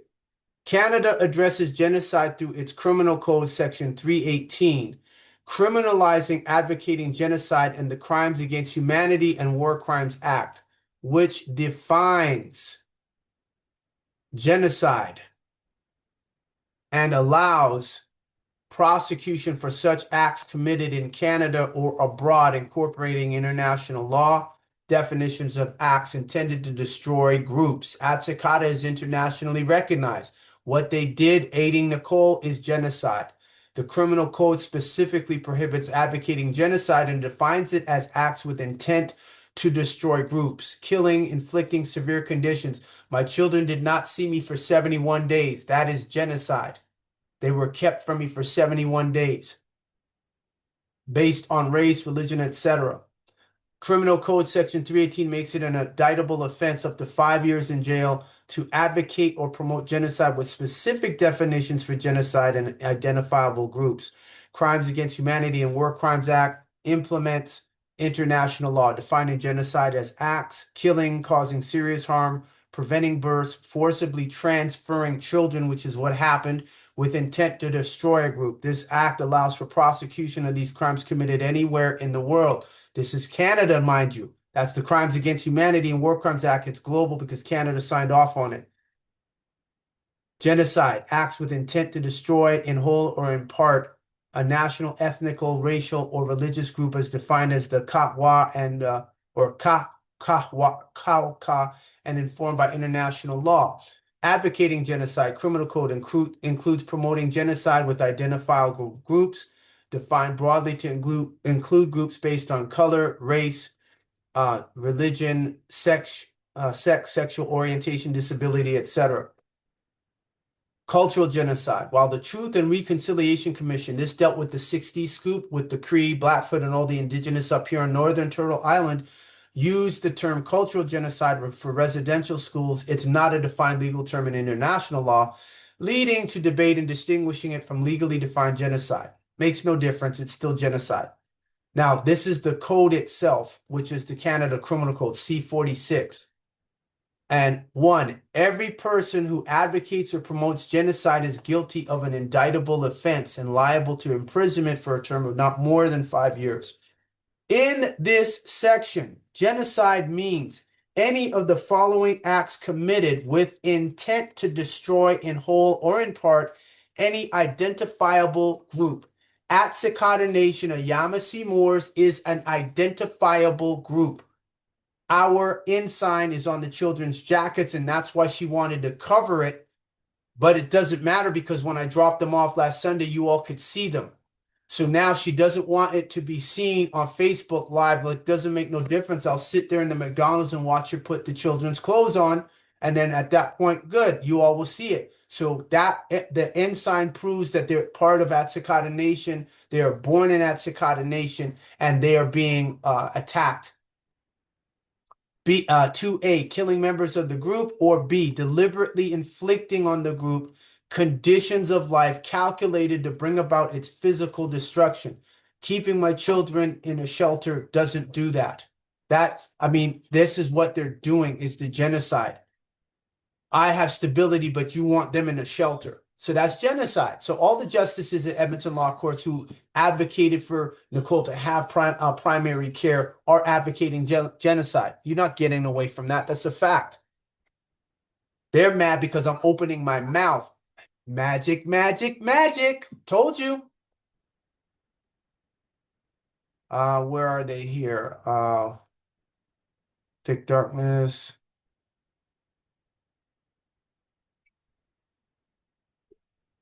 Aglo Pasepsuta. That We have to enter this. What you need? Sir. Oh, you want me to enter the code? Yeah.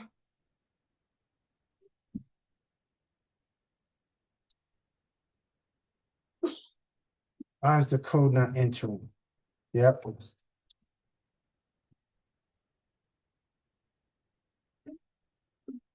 Still not entering. Okay, you're going to Hatufi? Okay. So, get out.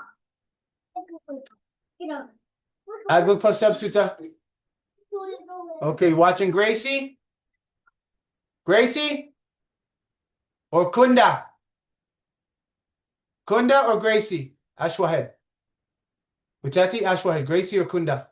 Kunda. Kunda? Tawahat.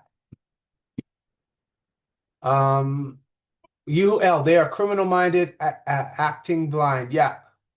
Moon Kokohihi Whtie Ale, Rahuat Maku. If the law speaks that the children cannot be out of school more than 30 days and it's been over 90 days, why haven't you or Nicole been penalized? Because they're operating a child trafficking ring in Edmonton involving EPS, involving the courts. I'm certain that someone who works for the Edmonton Crown Prosecutor's Office is watching this video, or they'll catch the replay. Oh, yes. This is why you notice when I spoke with Sergeant Todd and I brought up the Family Law Act, that it violates the Family Law Act. What was his response, everyone? Put in the chat. What did he say when I said that? They're supposed to come to me to discuss this. Like, this doesn't have to come out in the open like this. But the problem with Nicole is she's showing she wasn't aligned with Nuwapu. But she's holding the ancient mystic order Melchizedek card. A Fairty, every White News episode is evidence that Nicole is guilty by default. Yes. I will bond. Atchumay said the devil will buy flying out of here. Okay, I don't know what that's saying there. You're going to have to clarify that, please. Ta, Khashikador, Yuhu, nothing. That's what he said when I brought the Family Law Act and the Education Act. Nothing. So that means the Edmonton public officials are complicit. They're they are part of it, behind it. They're connected to it. They're facilitating it. They're in it. They did it. And now they're trying to spin it on me. That's why I say again, thank you for the disclosure. All this is evidence against Nicole. Ain't none of this evidence against me. None of it's evidence against me. She used my phone, 501-7262. That's my phone, my account with Freedom Mobile Network.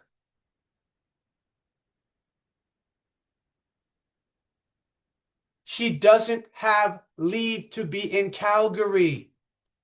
So what she did being in Calgary is illegal. That's why I said whoever Sergeant Todd was with, whoever the counsel was, he just confessed she kidnapped the children. He don't even realize. Is everybody hearing what I'm saying? If you do, put it in the chat. You put yes, he confessed, or yes, Sergeant Todd confessed, however you want to put it.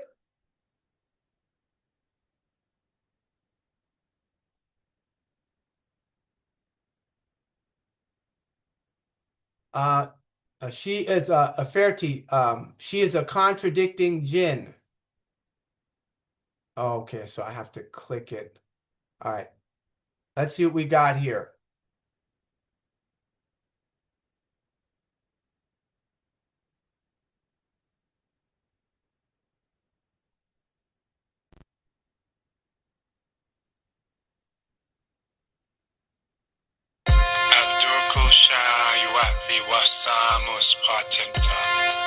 Begin all things by first using the all.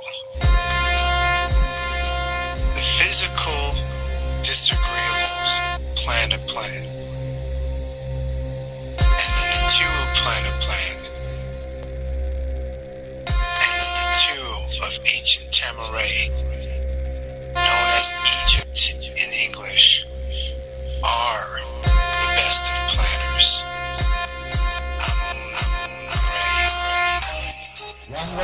Relation.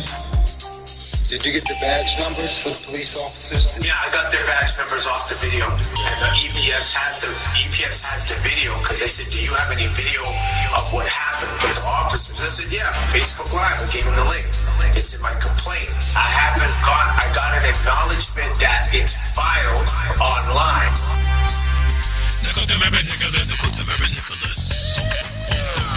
Kidnap the children and try to run for. You want to stay home or you want to go back to the shelter in Calgary? Okay.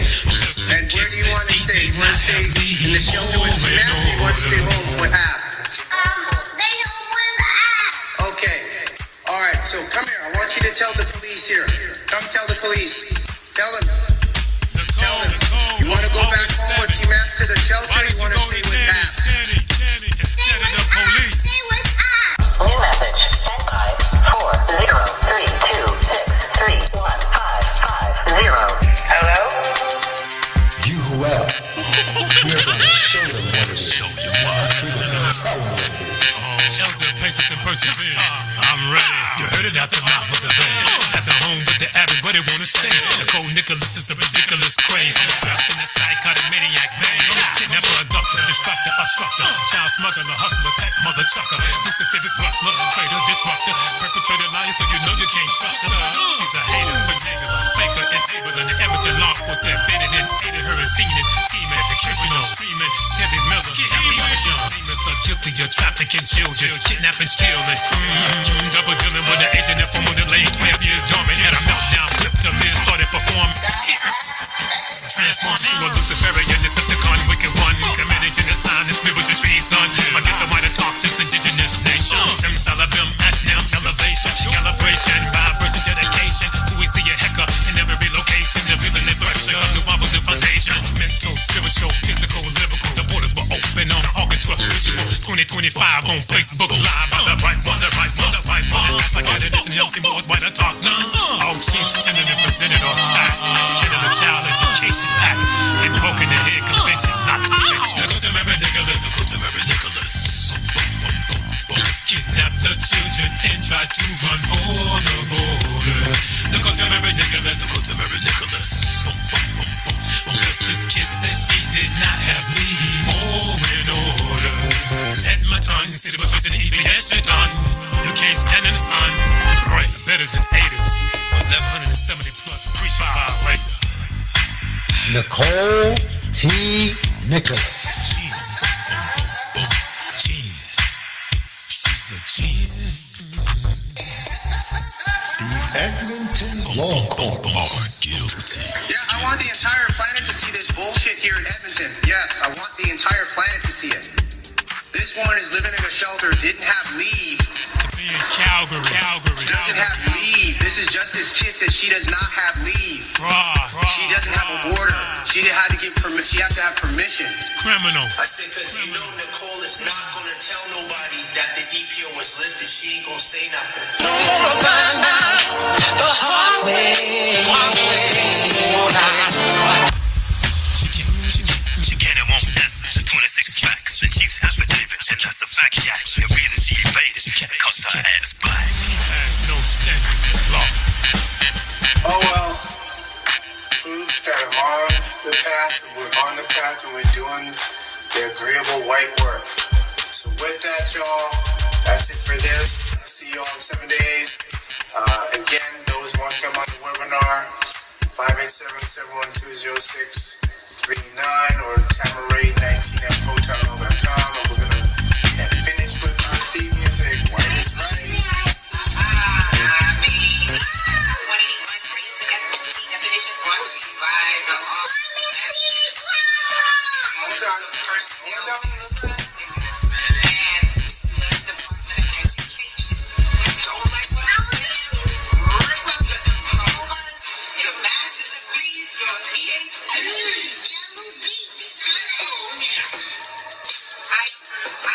No, you're not.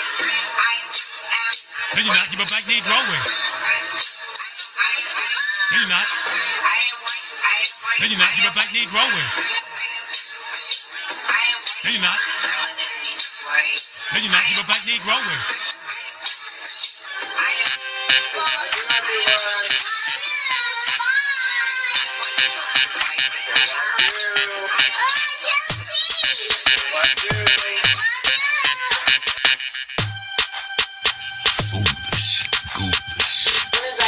Check from the child tax credit. It's like, say, think what you want to think, you know, think what you want to think. It's like,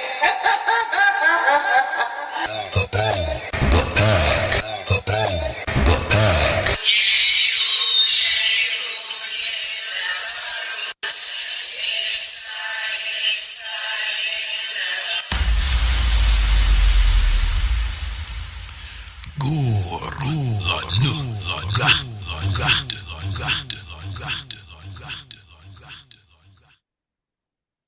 At Zoom. So much appreciated to Elder Affairty, your vocals, X-Man, much appreciated.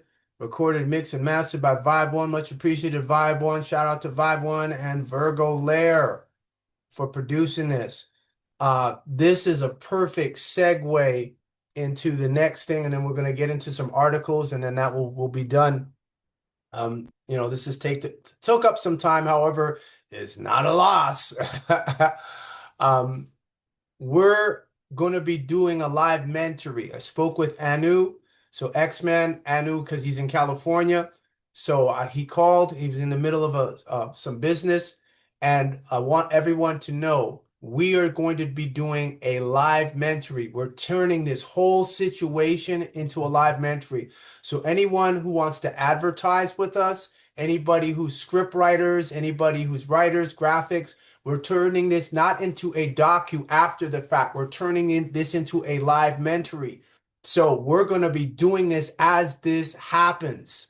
So we do have some people over in Hollywood that Anu is going to be getting in contact with to look at getting filming done. So we're going to be doing the whole gamut. So whether this will be something that has never been done before. So when people used to have reality TV shows, it's going to be similar, but this is going to be live. So anyone who wants to advertise, anybody who does graphics, anyone who does script writing, anybody who does anything along the lines of film, you can get in touch with Anu. Oh, I need his phone, my phone. Empress, Hatufi Suta. Sabina. Sabina. Hatufi Suta.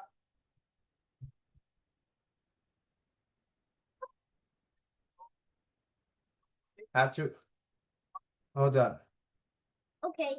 One sec. I'm just gonna do this here. Okay. Okay. So this is Anu's phone number. He's in California. So his number is 1-949-390-3906. That's 1-949-390-3906 is Anu's number out in California. So anyone who knows anyone dealing with script writing, because we see Denzel Washington on X-Men's thing, on his people you may know on Facebook. We see insurance companies. So people on the planet are watching this. This is beyond just the children. There's something else behind that's driving this, that this has become such, what's the word? When it's riveting for people, that when they even hear the interview with Sergeant Todd, I listened to it second time. I was supposed to play 10 minutes and get to it. And it was just like, I was like, man, I'll forget it. I'll just play the last 20 minutes, 25 minutes. Can't do it. What? Tawahat. Okay, and X-Men, Wadu, and X-Men, put your contact information in the chat, and then I can put that out for people to get in touch with you from the music side, production side. We're not done yet. We still good. What you talking about? So that's what we're doing. We're going to make a live mentory. So anybody wants to advertise, anybody wants to support, we're going to make an advertisement. And right now, so people, what do you mean a live mentory? I'm looking at potentially doing a Zoom 24 hours. That's what I'm looking at, potentially a Zoom, a 24-hour Zoom, never been done before. And so in between that, people can send me, you advertise, and then I'll put your advertisement for your business or what have you out there. So as things go, we're going to already be having this documented and decentralized. Let's see. So Guaracuya, Nicole wanted to remove the ensigns from the children's coats, knowing the significance and protection it provides, but her hatred for you and Nuwabu overrides her rational thinking and emotional regulation, leading to a state where negative perceptions dominate her interactions. Psychologists refer to as a negative sentiment override. I accept what is, and I accept the negative and return it for value, accept it for value and consideration, and return it for discharge, closure, and settlement of the account. Moon Coco, that was great. You had, yes, he acted like he got a horse in the game. Awabana, that's when on August 7, 2025, Nicole flew out of the house. So the devil caused her to fly out the house. So that entity in her said, time to leave. Moon, Tua, he confessed. Yuhuel, yes, Sergeant Todd confessed. Awabana, Mr. Todd got infinite checkmate. Kawun Fiend. Where are we at here? Awabana, that's the master class. White, so UL can be contacted musically, anything pertaining to music and sound, 1-513-225-4132. If you're on Telegram, punch it in on save it, and then use Telegram. You'll be able to reach him a lot better, as we can't do regular phone. They just jam him up. And his email is yuhuel10@gmail.com. yuhuel10@gmail.com. So that's what we're going to be doing, is a live mentory. So it's live or now mentoring. We'll figure out the name shortly, but this will be unique, never been done before. Never been done. This will be a this will be a trend, this will be a precedent trendsetter. All right. So that's it for that. So we're good on this, now that we got the distraction out of the way, see how illusions take up so much time? Because you have to keep cleaning up the filth of the illusion. So now we're gonna go to here. I have some articles I want to cover. There we go. Let's see who we're gonna start off with. Okay, so we'll start off with, okay.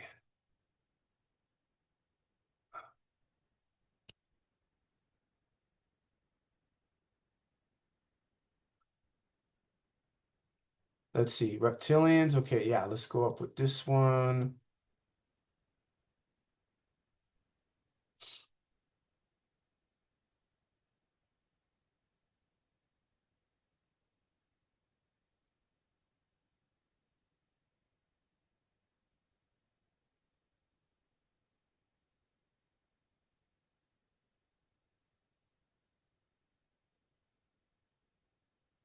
Okay, so the first ones we're going to come up with, let's see what this one here on TikTok is. What's happening? You now coming up? Oh, which one pops up? Okay, there we go. Well, guess this was magic, magic, magic. Okay, we're going to start off with the witches in the hair salon. I didn't know about this one.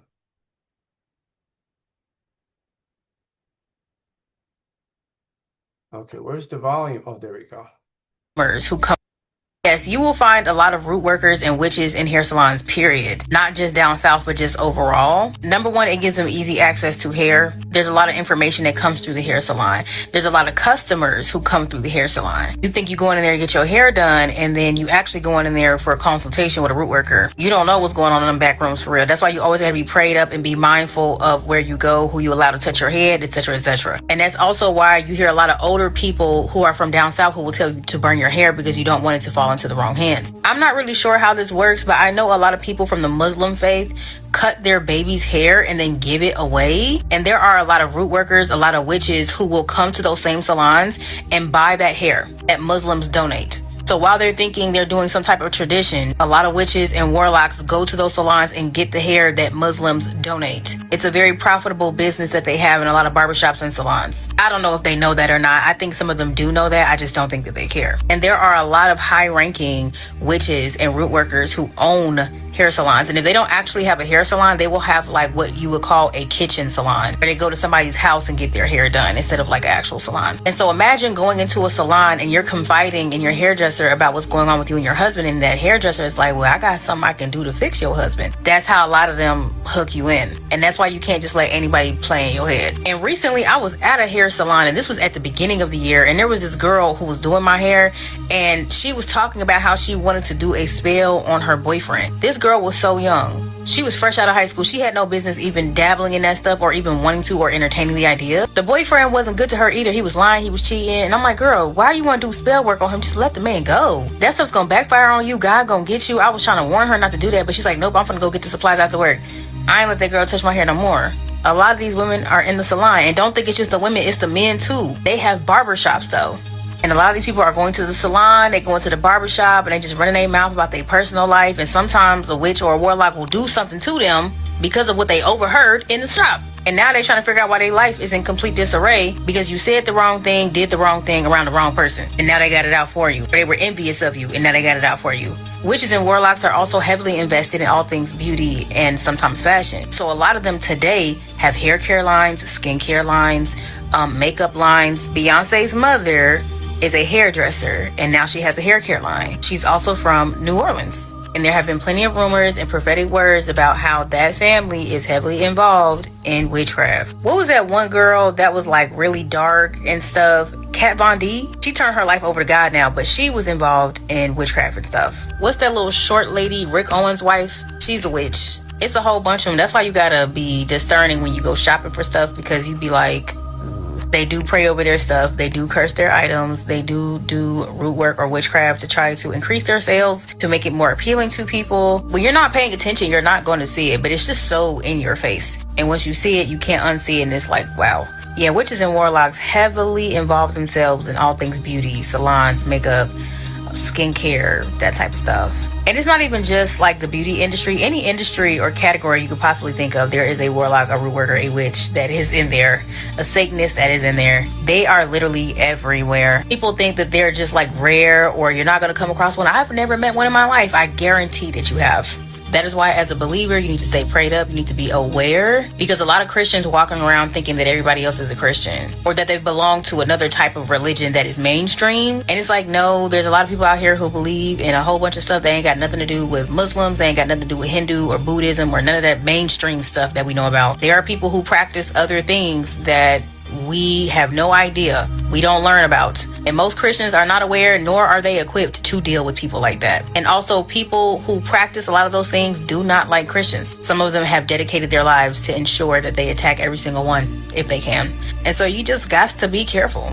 And some of them really believe that they're doing good work. They really think that they're doing good. And it's yeah, not that. No. I 100% agree with her when it pertains to a lot of people that are involved in the dark arts working inside of these salons as well as barbershops. Me, myself, I have fell victim to these type of strategies happening to me behind the scenes before I became more aware of how these type of things work. And this is why I tell you, unless you have an awakening, you can fall victim to many things that you wouldn't have recognized until your eyes were completely open. But y'all let me know what y'all think about this. There you go. So that's one, self-explanatory. Y'all can leave comments in the chat. Oh, this one here. Oh, this is a dynamite video. Yeah, I like this one here. Plane, sure, they taught us that melanin on the physical plane, sure, they taught us that it helps with pigment and skin pigment and things like that. But on a spiritual plane, it can hold light. It can hold light. So the more melanin you have, the more light you can hold and the more power you have. And so that's why a lot of these indigenous nations, okay, in Africa, all over the world, really, in Native America, right, and all over the world, these indigenous cultures have been systematically on purpose persecuted, because through not only through the melanin and their ability to hold light, they were guardians of certain lands. It's what's underneath the land. So a lot of people think like, oh, the war for Iraq is for oil, but it's not just for oil. That's what they tell you on the news. Underneath the earth, there's very important portals, and whoever controls these portals controls the energy that flows in and out of Mother Earth. Some people call them stargates. So these indigenous were protectors, and they had melanin, they were able to hold the light, and they had specific codes which were protectors of certain lands. But that's why, if you want to say, you know, Columbus and all these other, you know, the history books will tell you one thing, but no, they were really coming to like take the land of the indigenous and to take the protectors of the land out of the land, right? And to control what's underneath the earth. Melanin. We keep coming back to niggers. You can't get away from niggers. You can't get away from darkness. You cannot. You can't get away from that. So they got problems by them creating a magic war. This is what they've done. Like, and that's how you know it's witches and warlocks behind this situation, because it's like, why is they're not letting her, they're not doing nothing to her. She's breaking all the law. Therefore, she got a contract. You notice he got quiet when I said, oh, who is she, the devil's daughter? I said, oh, well, she must be then. Ain't nobody questioning her? Nobody talking? No one jacking her up? Oh, okay. That's it. That's all I need to know. That's the only thing that I need to know. That's all I need to know to get into full magic mode. That's all I need to know. Oh, this is another one. Okay. Oh, beautiful. Yeah, this is the human trafficking one. Dies in your family. Check this out. When someone dies in your family, okay, this is so undetected, untracked. Nobody even thought of this. They tell you you're there, your family member takes their last breath in a hospital. You don't know if they were organ donors or not. And they take the body to the morgue. I'm not saying all morgues, but some people that work for the morgues are on the black market. They're in that industry. Nobody, when the body gets to the funeral home, it's very rare that the family member goes in the embalming room and look to see if all of the skin or the heart or lungs or liver or eyes or whatever are still attached to their loved one. The deal has been made from the hospital to whoever picks up the body to the funeral home, and all funeral homes are not certified and legit. Especially individuals who are what you want to call the throwaways, no family members, the ones that just get put in a potter's field or a mass, they're going to be cremated. Nobody ever checked for any of those bodies to see if all of their skin or organs or any of those things were still with that person. That's undetected, under the radar money. In the hundreds of millions that go up to the billions of dollars. Most people don't even know that when your loved one, after they're embalmed, they're putting they are inside of a plastic bag that zips up, and then they put the clothes on top of that body that prepare them for viewing. So it's very hard to track that. The closest way of tracking it is when we are able to find out morticians who are unlicensed, are operating illegal funeral home services, or prey on the people who don't have a lot of money to have these funerals.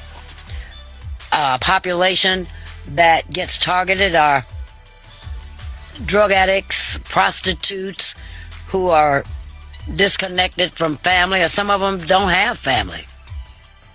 It's just unclaimed funds that they are just raking in. I spoke about this a lot, y'all, when I first started to come to this platform, pertaining to how it is that majority of the time when you're watching people transition, especially in hospitals, they were already chosen, all the way from the family member, all the way down to whoever it is that decided that their organs were going to go on the market or that they were going to be sold. Nothing is what you think it is. And it's time for us to wake up to this. But y'all let me know what y'all think about this in the comment section below. I would love to know. There we go. So, is everyone seeing a pattern here? This one is this video is wild. There's a lot of rich people who get into satanic culture, and I wonder what that is. I recently met some people who had taken like the satanic oath, the rituals and everything, and they said immediately when they did it, their life just skyrocketed. Like they started getting everything, and it reminds me of Jesus getting tempted by the devil. You know, I can give you all the kingdoms of the earth, and then I believe Jesus said, my kingdom is not of this earth, or something along those lines. Evil's winning right now. You can become a very successful person cheating, stealing, all this stuff. What's Nicole doing? Stealing, lying, cheating, breaking the law. All of that. So this is why I said we don't need to play this game with the Wizard of Oz. I'm pulling the drapes down. I know there's satanic influence at that Edmonton Law Courts, Edmonton Police, Edmonton Crown, Edmonton Calgary. I know this. Hey, it's throwing down. This is what I had said a while ago. I said it's going to get to the point where the devil is going to have to come to them and say, you created this. End this. Because this is not going to stop.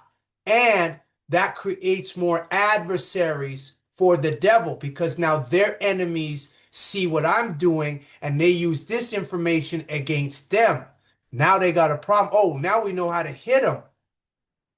See, that was a mistake. If you watch that movie Star Wars, Clone Wars, in that movie, there's a scene where Yoda and Mace Windu realize their power to use the Force has been diminished.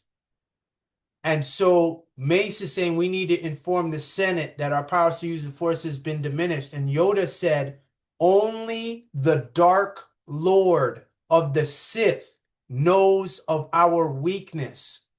If informed the Senate is, multiplied our adversaries will. So him and Mace had to keep their mouths shut because they could not foresee the creation of the clone soldiers.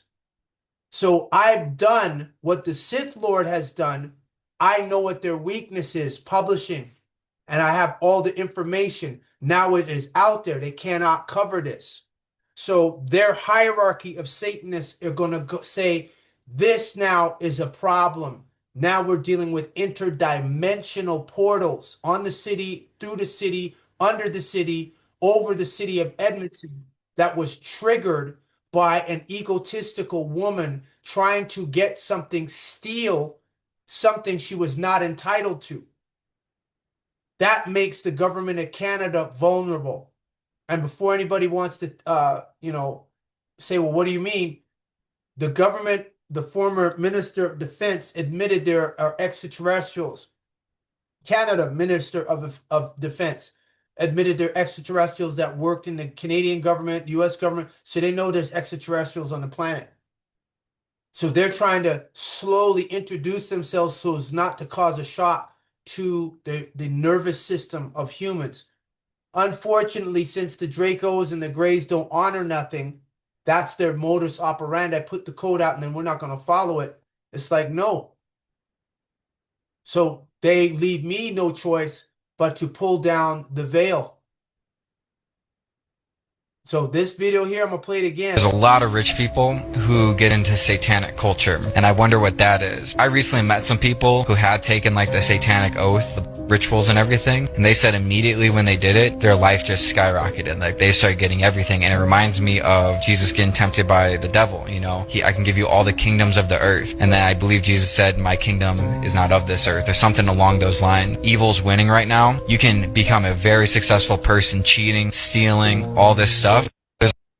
So how is Nicole got no money, no job, but she got a car? She could travel back and forth. She's buying wigs every 7 days. Expensive ones at that. Breaking the law. Nobody touch her. Nobody question her. Committing fraud. Nobody's doing anything. So don't tell me there's no satanic element at the Edmonton Police Services. We already did our ritual. The sun is the confirmation.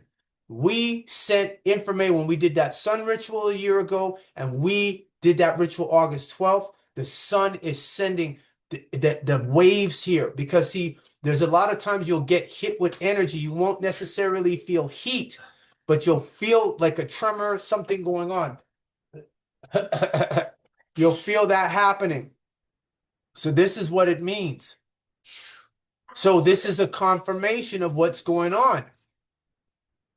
So when you are faced with things of this nature,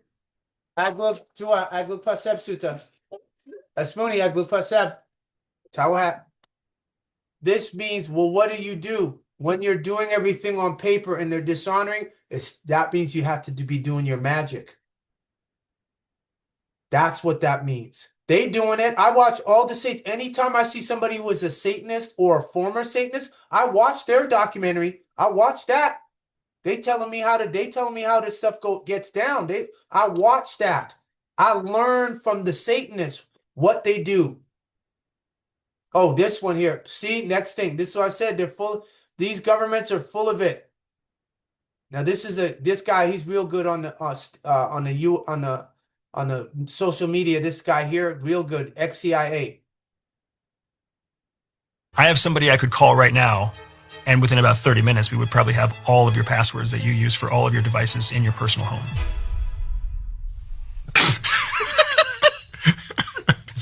Pass me my phone.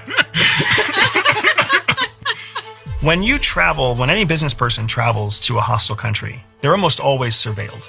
Their hotel rooms can be rifled through.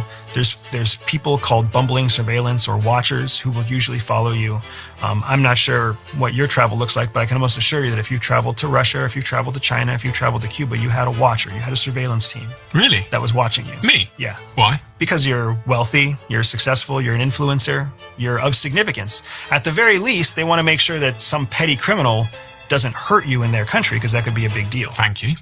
But please continue to surveil me. But at worst, they could also be scraping your cell phone to pull all of your contacts off the cell phone so that they could then reach out to any of the contacts that you have on your cell phone. They could scan and duplicate your hard drive as you go through secondary or go through immigration in a foreign country. They can scan my hard drive as I go through immigration? Absolutely. We can do that here in the United States too. What, so if I land in the United States, how would they do that? There's different authorities that exist for different agencies.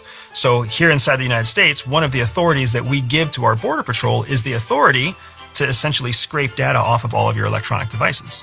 So if you're deemed a target of interest, and if you're moved into what's known as a secondary screening, they will separate you from your bags. They'll actually open your bags. They might even tell you to unlock your cell phone or unlock your laptop.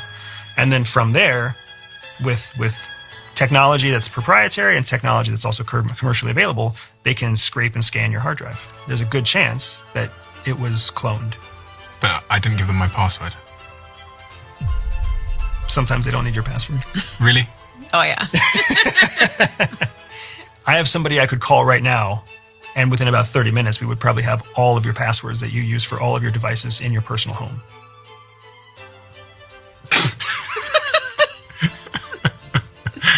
That's the end of the podcast, Andrew. Good luck with the book. Pass me my phone. So when I say there's no privacy, there is none. EPS can't tell me that. They know.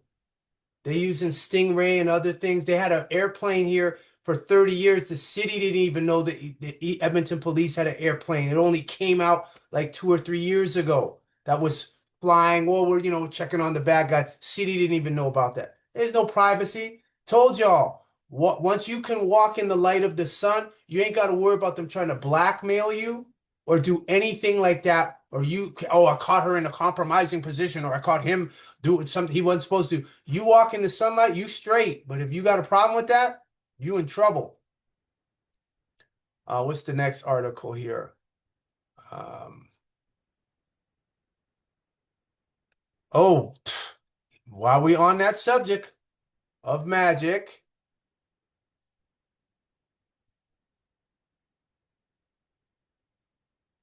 check this out. An absolutely real obsession with the spirit world. Okay, I want to show you guys these.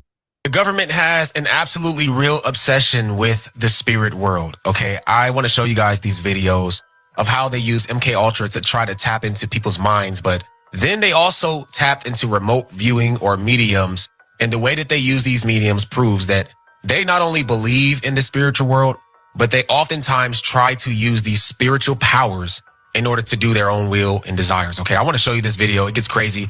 And at one point, they've even tried to take an Old Testament object by using remote viewing. Okay, this is crazy. Let's hop into this video, watch it, and react to it. Before we do me a quick favor, hit that like button for the YouTube algorithm so that this video can reach more people like yourself.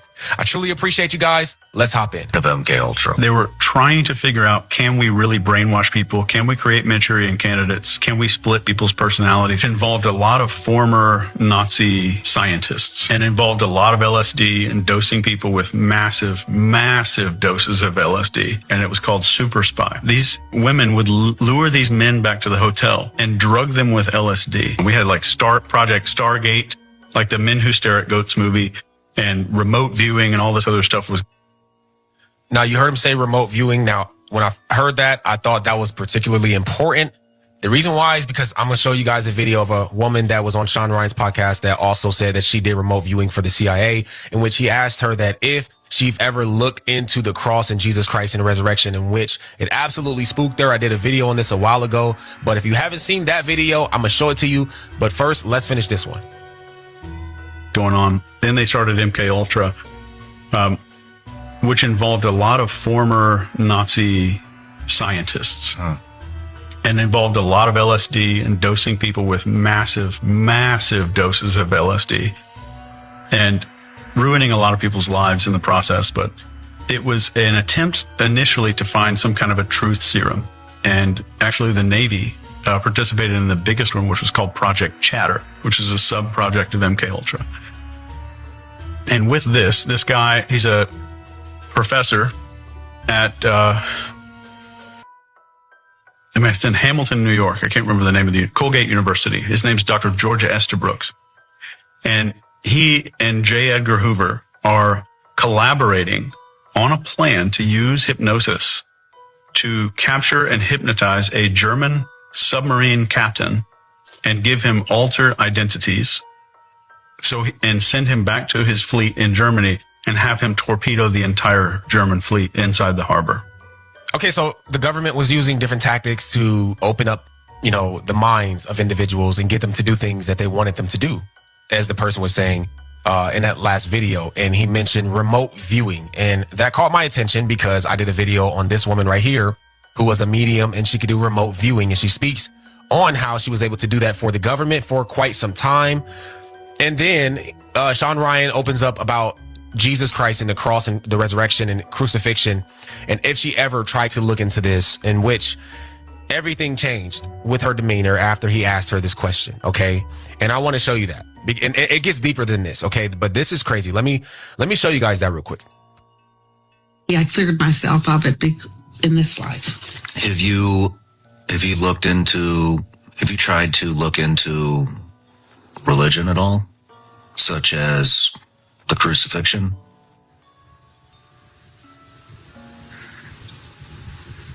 You have? Do you not want to talk about that? Okay. Do you want to talk about, you had mentioned you had a UFO experience. See how she didn't want to talk about it? I told you the crucifixion is BS. If it was something spiritual and positive, that's the foundation of this world on Christianity. And here it is, a remote viewer will not talk about the crucifixion. The word tells you crucifixion. Cruise, see, a fiction. Not real. And she don't want to talk about it. So that tells you the whole thing was fraud. Let's go back to the video. Experience. Yeah, but I was 13 years old. Okay, so this remote viewer was having conversation with Sean Ryan throughout this entire podcast. And then the moment he brings up Jesus Christ and the resurrection, she gets absolutely silent. And you can see in her eyes that there was a large amount of distress and worry in her eyes. And she said nothing. She barely could even move her head. And a lot of people found that quite strange, but there was some people that rejected this and said that, hey, she's just not trying to expose the fact that Jesus wasn't real. Maybe she went and looked and Jesus wasn't real. Okay. And I believe that that's 100% false. But I want to show you guys some other individuals that the CIA actually used for remote viewing. And he's actually going to show you how this works in real time. They actually recorded him doing this, and he's going to show you how it works in real time. Okay. Because I do believe that these people possess the abilities to do this, but I don't believe that it's coming from God. I believe that it's coming from a different God, a lowercase g. Okay, so now he's gonna see he's based on his Christianity, right? And he's not getting that it's not coming from God. I thought God created everything. And who's the one that created evil? God, because God said the good and evil, I create both. Satan and his angels and his demons giving these people these abilities. You've never met, and who may even be thousands of miles away, and literally see through their eyes so vividly that you can describe precisely what they're looking at. It's called remote viewing. And one of the world's finest exponents, who's worked for people at NASA, is sitting right over here, Joe McGonigal. In my opinion, everything that we see taking place in today's society with the spiritual awakening and people becoming more conscious to the fact that spirituality is real and is being used against us, it's always been being done, y'all. They've been controlling us by way of using spiritual tactics forever, and we're just now beginning to awaken to it because of the energy that's on the planet. There's nothing new under the sun. Y'all let me know what y'all think about. All right, so that's a good one there. Let's see here. Okay, this is all her. See, let me see if this one here is magic. Let's try this one first. Magic. So there is no getting away. Oh, Guardians of Land. Okay, so there's no getting away from this. You can't just fight on paper. You got to be doing magic. And when the government's using magic, oh gosh, this is fabulous. Oh yeah, this one here. Oh yeah, he done told on Martin Luther King. It specifically related to black people. Martin Luther King said specifically related to black people and civil rights, I'll speak slowly for you, that he believed at the end he led them into a burning building. The reason why is because the laws of integration did not catch up with what he would like to present. Black people weren't ready to integrate. As a result, he said, I may have led my people, that means his people, into a burning building. There you go. There you go. Burning building. Next up, let's see here. I'll see if this, make sure this isn't the same magic one.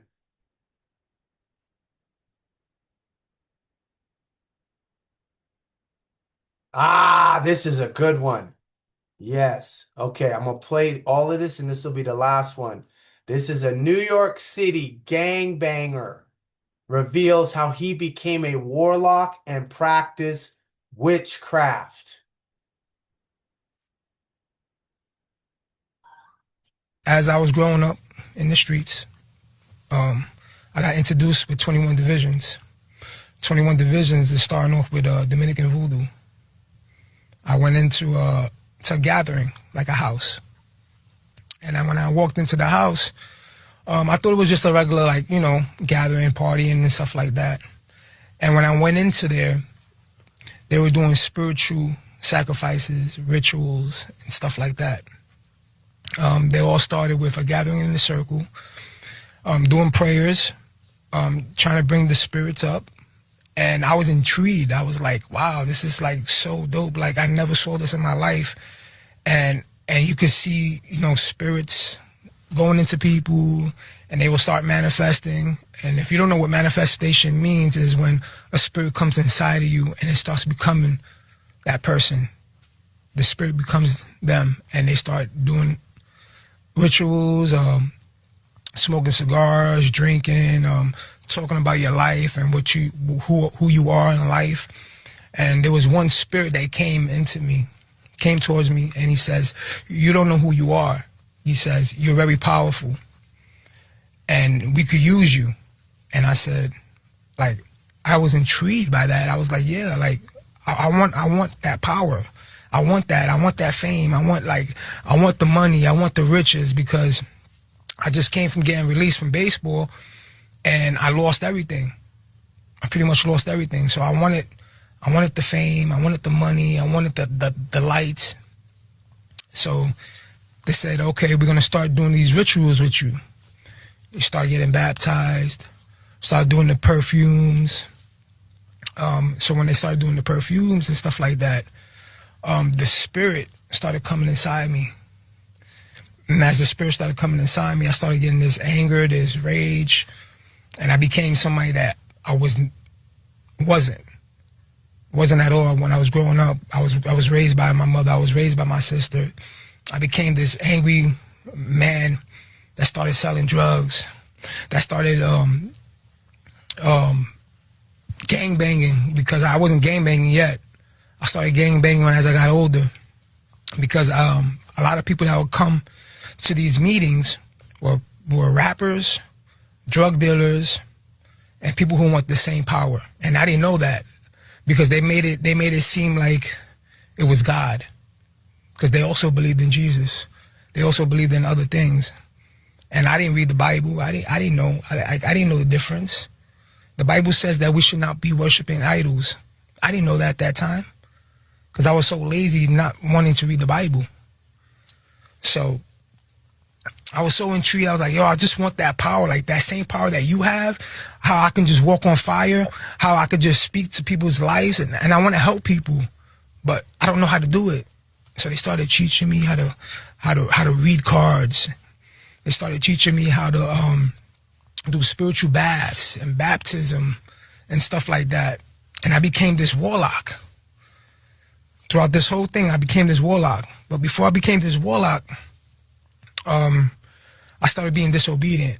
I don't know if you know what disobedient is, but disobedient is basically like I was doing my own thing. I wasn't following orders, you know. The same thing as gangbanging, the same thing as you were in prison. You have to follow order of a leader or anything.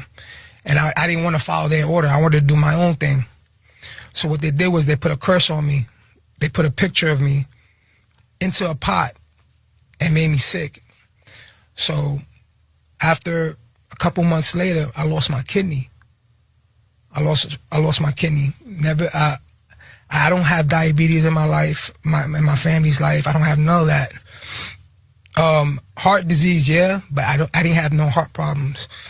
The only thing that they found was I lost high blood pressure. I had a lot of high blood pressure, and I was going to work.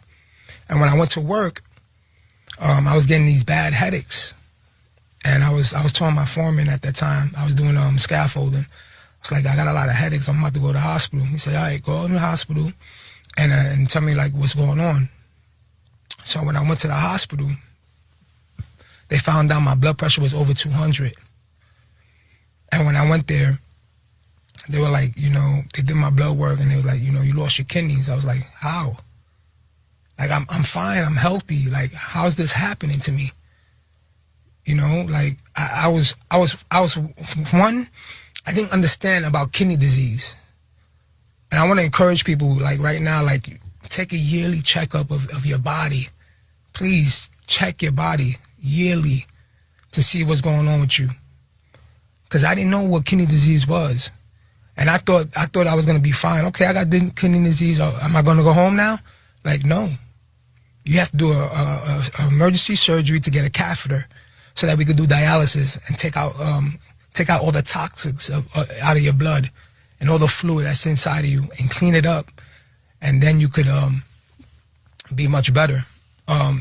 So I was in the hospital, and as I was in the hospital, I was there. They did the surgery, they did the catheter. I ended up going into the dialysis center that they have in the hospital, in Jamaica Hospital in Queens.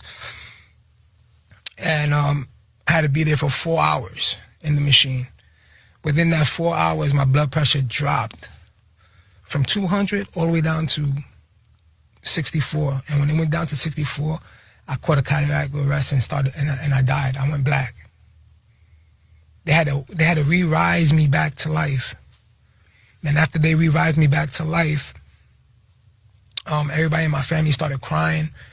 They were telling me, you know, you passed away, you died. And I didn't understand at that time. Like, are you serious that I died? Like, I didn't know about that.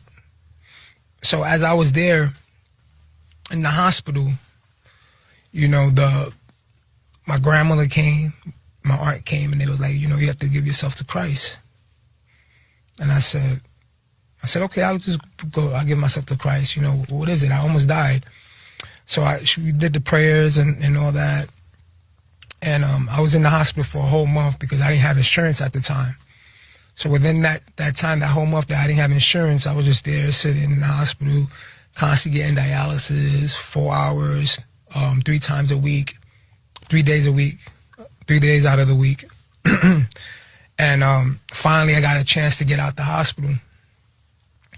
And nobody from that I was going into witchcraft, and none of them came to visit me, none of them checked on me or asked me if I was okay, which that was weird to me. That was real weird to me. So I end up, you know, getting out the hospital, going to this church. And I want to talk about this. Like, spiritual warfare is real. Demons are real. I went to this church. I went to go visit my grandmother's church. And when I went to my grandmother's church, I saw a witch there, which I knew because I was a warlock. So there was a witch there. She's not supposed to be there. She's going to a church. So when we went to the church, I saw her. We locked eyes, and we said hi to each other. And as the service was going on, you know, certain churches, if you go to a Pentecostal church, I don't know if you know about Pentecostal churches, but certain Pentecostal churches, you know, they dance and they screaming, hallelujah, they're going crazy. But this Pacific day, this woman was there, I was there, she started manifesting into this demon, and she started speaking in demonic tongues. And then everybody around her started manifesting in a bad way. Like nobody didn't understand this. Like no churches knew about this. And everybody around, they thinking this is God and it's not God. And that woman is having everybody else turn into demons. And then me, I'm watching this. I'm thinking this is cool. I was blind at the time. Like I didn't know like this wasn't a good thing. I thought this was good. So I started seeing people manifest, and I started tapping my cane because I was a warlock. And I'll tap my cane and I'll have other people manifesting around. The pastor starts seeing in this, he says, this is not good. So he shut down the worship. He shut it down. He stopped it. When I saw that, I looked at it, I was like, oh, okay, this is not for me. This is not for me at all. So I went back into the lifestyle of being a warlock, but I left 21 divisions. I ended up doing Orishas. Orishas is, you ever heard of Beyonce? Of course, yeah. You know Beyonce, right? Yeah. So Beyonce worships Ifa. Ifa is Achun from the Orishas. That's who I had. I had Achun, which is the goddess of the ocean. Of the lake, the goddess of the lake. And there's another woman called Yemaya. She's the goddess of the ocean. So I transitioned from 21 divisions is Dominican voodoo, into African voodoo. It has African, Cuban, and Haitian voodoo. And when I went there, that's when it got real. That's when I started dealing with big time drug dealers, big time artists. I'm not gonna say who are they, but they were big time artists that were paying. They were paying the high priest that I was going under, paying him so that they can get fame. And they would use the music of the African beats as samples into their music, to conjugate people to like their music. It's bugged out, but it's true. And then the drug dealers, they would pay off the high priest to protect them from the cops, protect them from the ops and stuff like that. As I was growing. Okay. So, does everybody understand they don't teach you this in school? They don't talk about this in university. When I told people years ago, we incorporating magic in our commercial affairs, now you see. Go ahead, X-Man.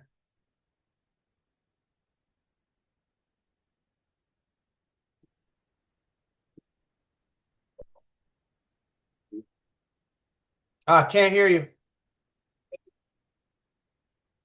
Nope, I'm hearing sound, but I'm not. So whether you got to come closer, your mic is on. It says your mic is on. No tip.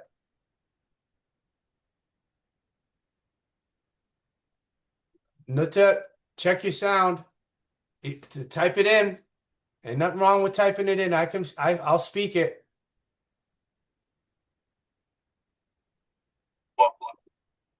Tua. I just heard a sound just now. Yep, now it went out.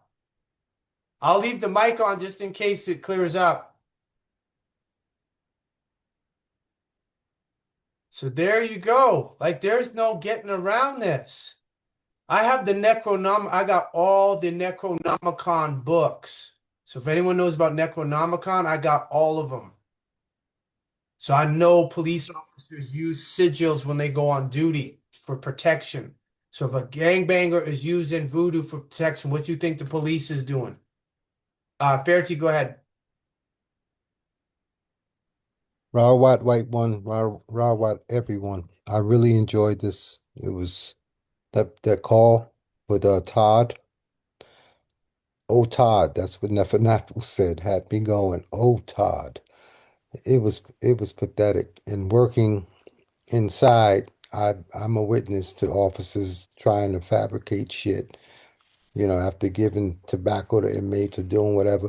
They do that. That's what they do in the hut. They're totally fraudulent. They totally don't know the law. And there was too much silence. And that he's done. They probably gonna demote him for even calling you. That's how I feel about that. But I am a witness to the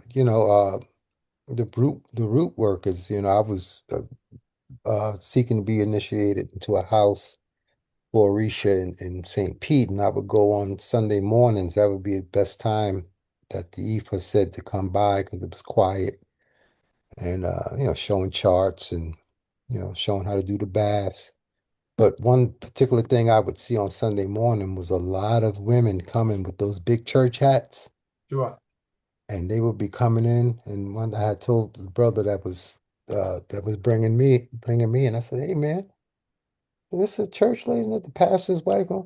So yeah, they would come in before church service, get a package, and sit right there on the front row, touching everybody that they could. So yeah, that it is real. I'm a witness to that. So you don't know who to trust. Well, this is why you have to have your discernment, and you have to really scan people. It's one of the main reasons. I don't want to miss any towel hat for that. Like I said, your confirmation goes again. So this is what we're dealing with. So, like I said, I was very much content, honoring the planes, and now for this to happen, it's just like, and you're seeing all this is confirmation, different people confirming magic. We're gonna get into the reptilians real quick here. And also, as a member of Atsikata, I always they want to touch me. I go patimta. I don't shake hands. I don't have any contact with anyone. And then what they do, you're in a conversation or workers in your house doing whatever, they'll put the hand out when they're leaving, like you knew when you came in that I don't touch, but they're trying you because the whole time they're thinking this guy didn't shake my hand, and they'll reach out and I go patimta, and they go, "Oh yeah, that's right. Have a great day." So you don't know who it is that's saying I gotta touch you. Well, another thing is if you get yourself a copper ring or a silver ring, for those of you that have to shake, get yourself a copper ring or a silver ring and put it on your right hand. I got a big thing. I keep it with me always. Or copper bracelet on your right hand. Correct. All right, towel hat for that. Much appreciated for the confirmation and the witnessing.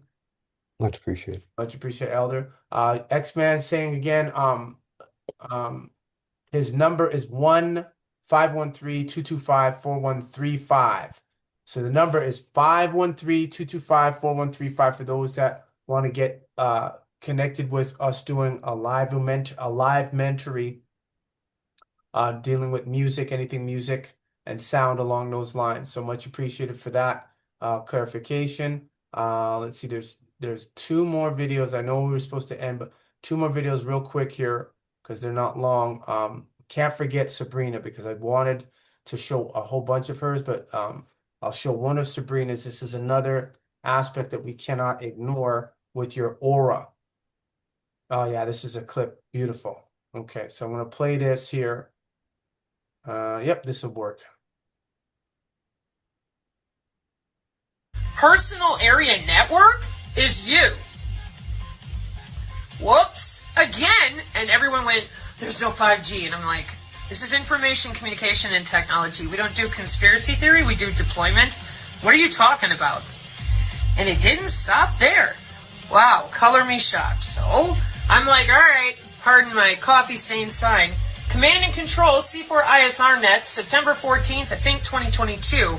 Multi-domain sensing system with high accuracy detection and exploitation system. This is one of my signs that's up for redo. This is with the Army, talking about how they're going to have the multi-domain sensing system with SOSMOS, OSA, CMOS, and FACE, and all their sensors, longer ranges, and it'll be globally deployed and provide a multifaceted sensing capability at higher altitudes with longer ranges. And the goal is to provide deep sensing intelligence collection of indicators, warnings, electronic order of battle, and patterns of life for target development.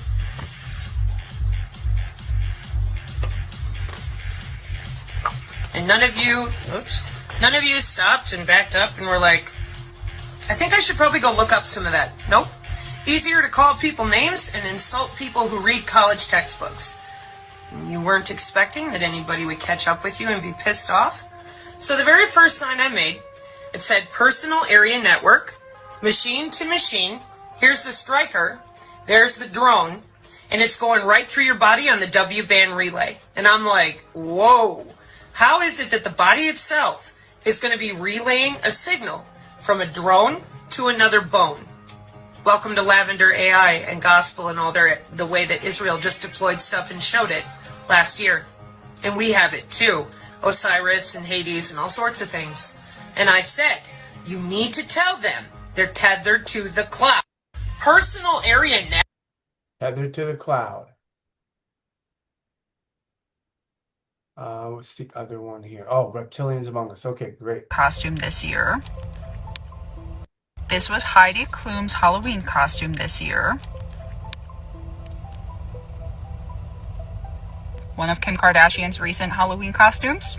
During a live TV show, Brazilian presenter Silvio Santos shocked everyone when his teeth started to look terrifying. They appeared sharp and pointy. His teeth even seemed to change shape constantly, like they were trying to return to normal. It clearly wasn't bad oral health either, because this is what his usual smile looks like. But the strange part is, he wasn't the only one. Many other famous personalities had also been caught on camera with their teeth transforming the same way. All these videos couldn't be just a coincidence. Could this be a slip that revealed their true identity? There's a few places in the Bible where God sends fiery serpents among the people. They walk among us. They live among us. They're out to get us. Jesus gives every one of his followers the authority to tread on serpents and scorpions and over all the power of the enemy. Nothing shall hurt you when you are a follower of Christ. This is a built-in protection for this type of thing. What's your problem? I said, what's your problem?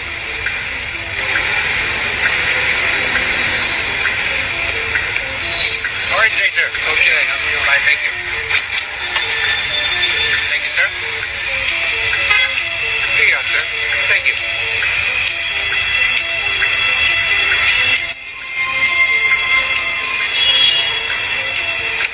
God is a perfect judge. He has to allow them to do certain things when we transgress, because we've now broken our part. Now they have legal grounds over us, and I'm talking, yes, about the fallen and the reptiles and whatever else they are. The judgment is supposed to act as something that shakes people awake. So if you have eyes to see and you understand what's going on in the world around you, please, please, please ask God to show himself to you. He absolutely will. Grab a Bible and join us. Take no part in the unfruitful works of darkness, but instead expose them, for it is shameful even to speak of the things that they do in secret. But when anything is exposed by the light, it becomes visible, for anything that becomes visible is light. Therefore it says, awake, O sleeper, and arise from the dead, and Christ will shine on you. When you're a follower of Christ, you literally stomp on these things. They have zero power over us. If you do not know Christ, now is the time, now that these things are starting to show themselves. Very good one. And once they say Christ is a nigger, then yes. Until then, they're deluding themselves. Let's see this one here. Okay, good. Oh, this is okay. Gotta play this one. Because in Ukraine there is high. Okay, so I was talking with somebody talking about Ukraine earlier today. These pills are mostly trafficked in Ukraine and Mexico. Because in Ukraine, there is high rates of human trafficking. And there is a son to a certain president who is also highly involved, superpower country, who is also highly involved in human trafficking. And what do? They take that hydrochrome from their victims, and that drug is very expensive. This is a business, a multi-million business. Billion, yes. They are making billions of money from this business. And actually, in the United States, I will show them the images of this drug. In the United States, 800,000 children disappear annually. Between 2,000 and 4,000 disappear every day in the United States. Yeah. 800,000 children disappear annually every year in the U.S. And amazingly, they're never found. Those children are never found. So where do you think they're going? And that's just the U.S., leave alone any other country in the U.S., in the world.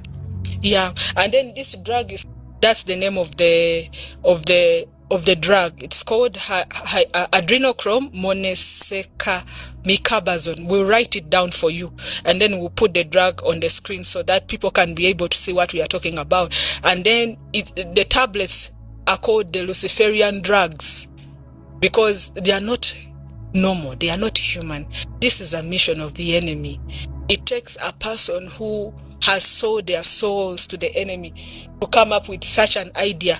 And this drug is really taken by these actors and actresses and musicians and soccer players. All these celebrities, most of them take this drug so that they can keep young, they can keep fit, they can keep... You find this soccer player, playing more. These pills are mostly... Okay, so there we go, confirmation. Like that's what I said. I really trust that the city of Edmonton, EPS, I'm sure, because there's some Zoom user on here, so I don't know who they are.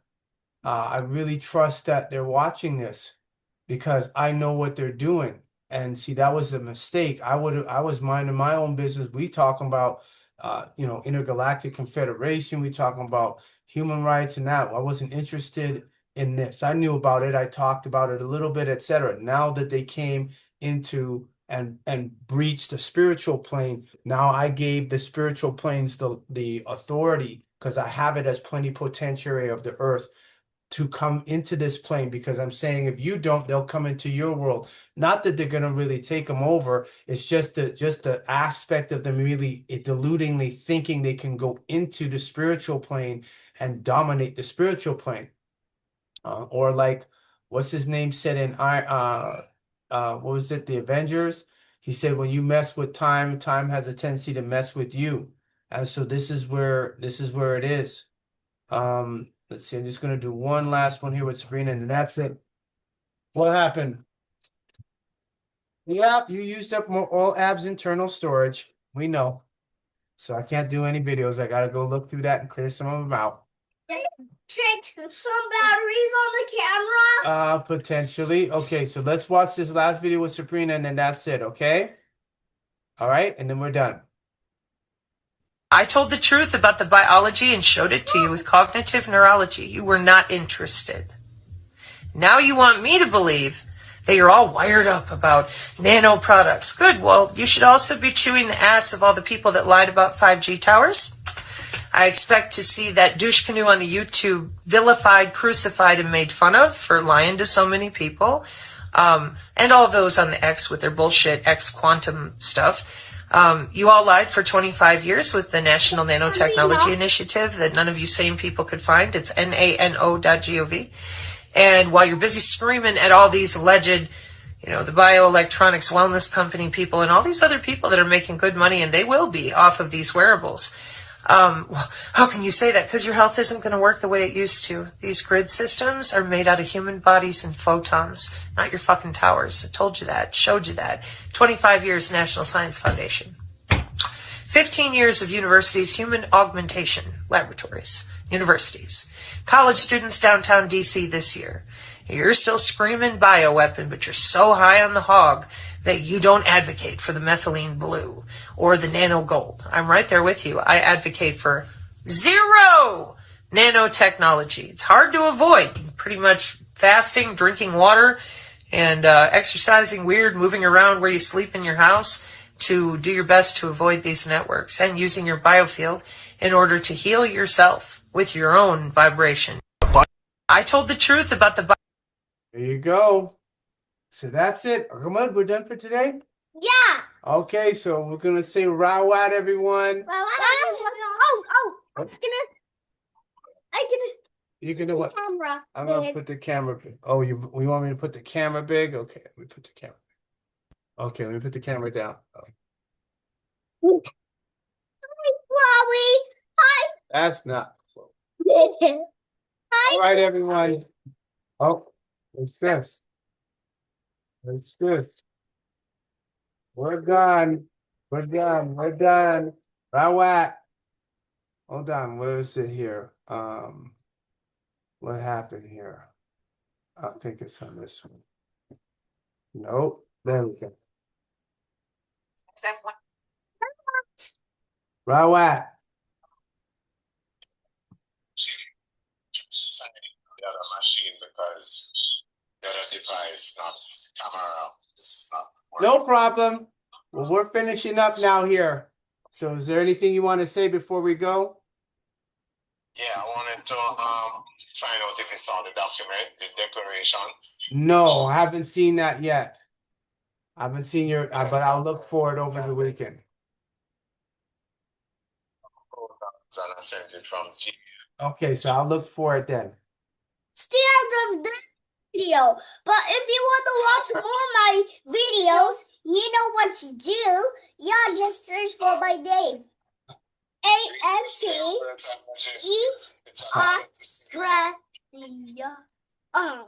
All right, so we're packing it in for tonight. Tawat, we're packing it in for this shadow. So Tawat, Baba Tindi, I'll look for your email. What's up? All right, everyone, the fear shot, Kashikadur. Kashikadur. Kashikadur. Kashikadur. What to see you. Video. But if you want my videos, you know what to do. Just search for my name. And ANTIBSP.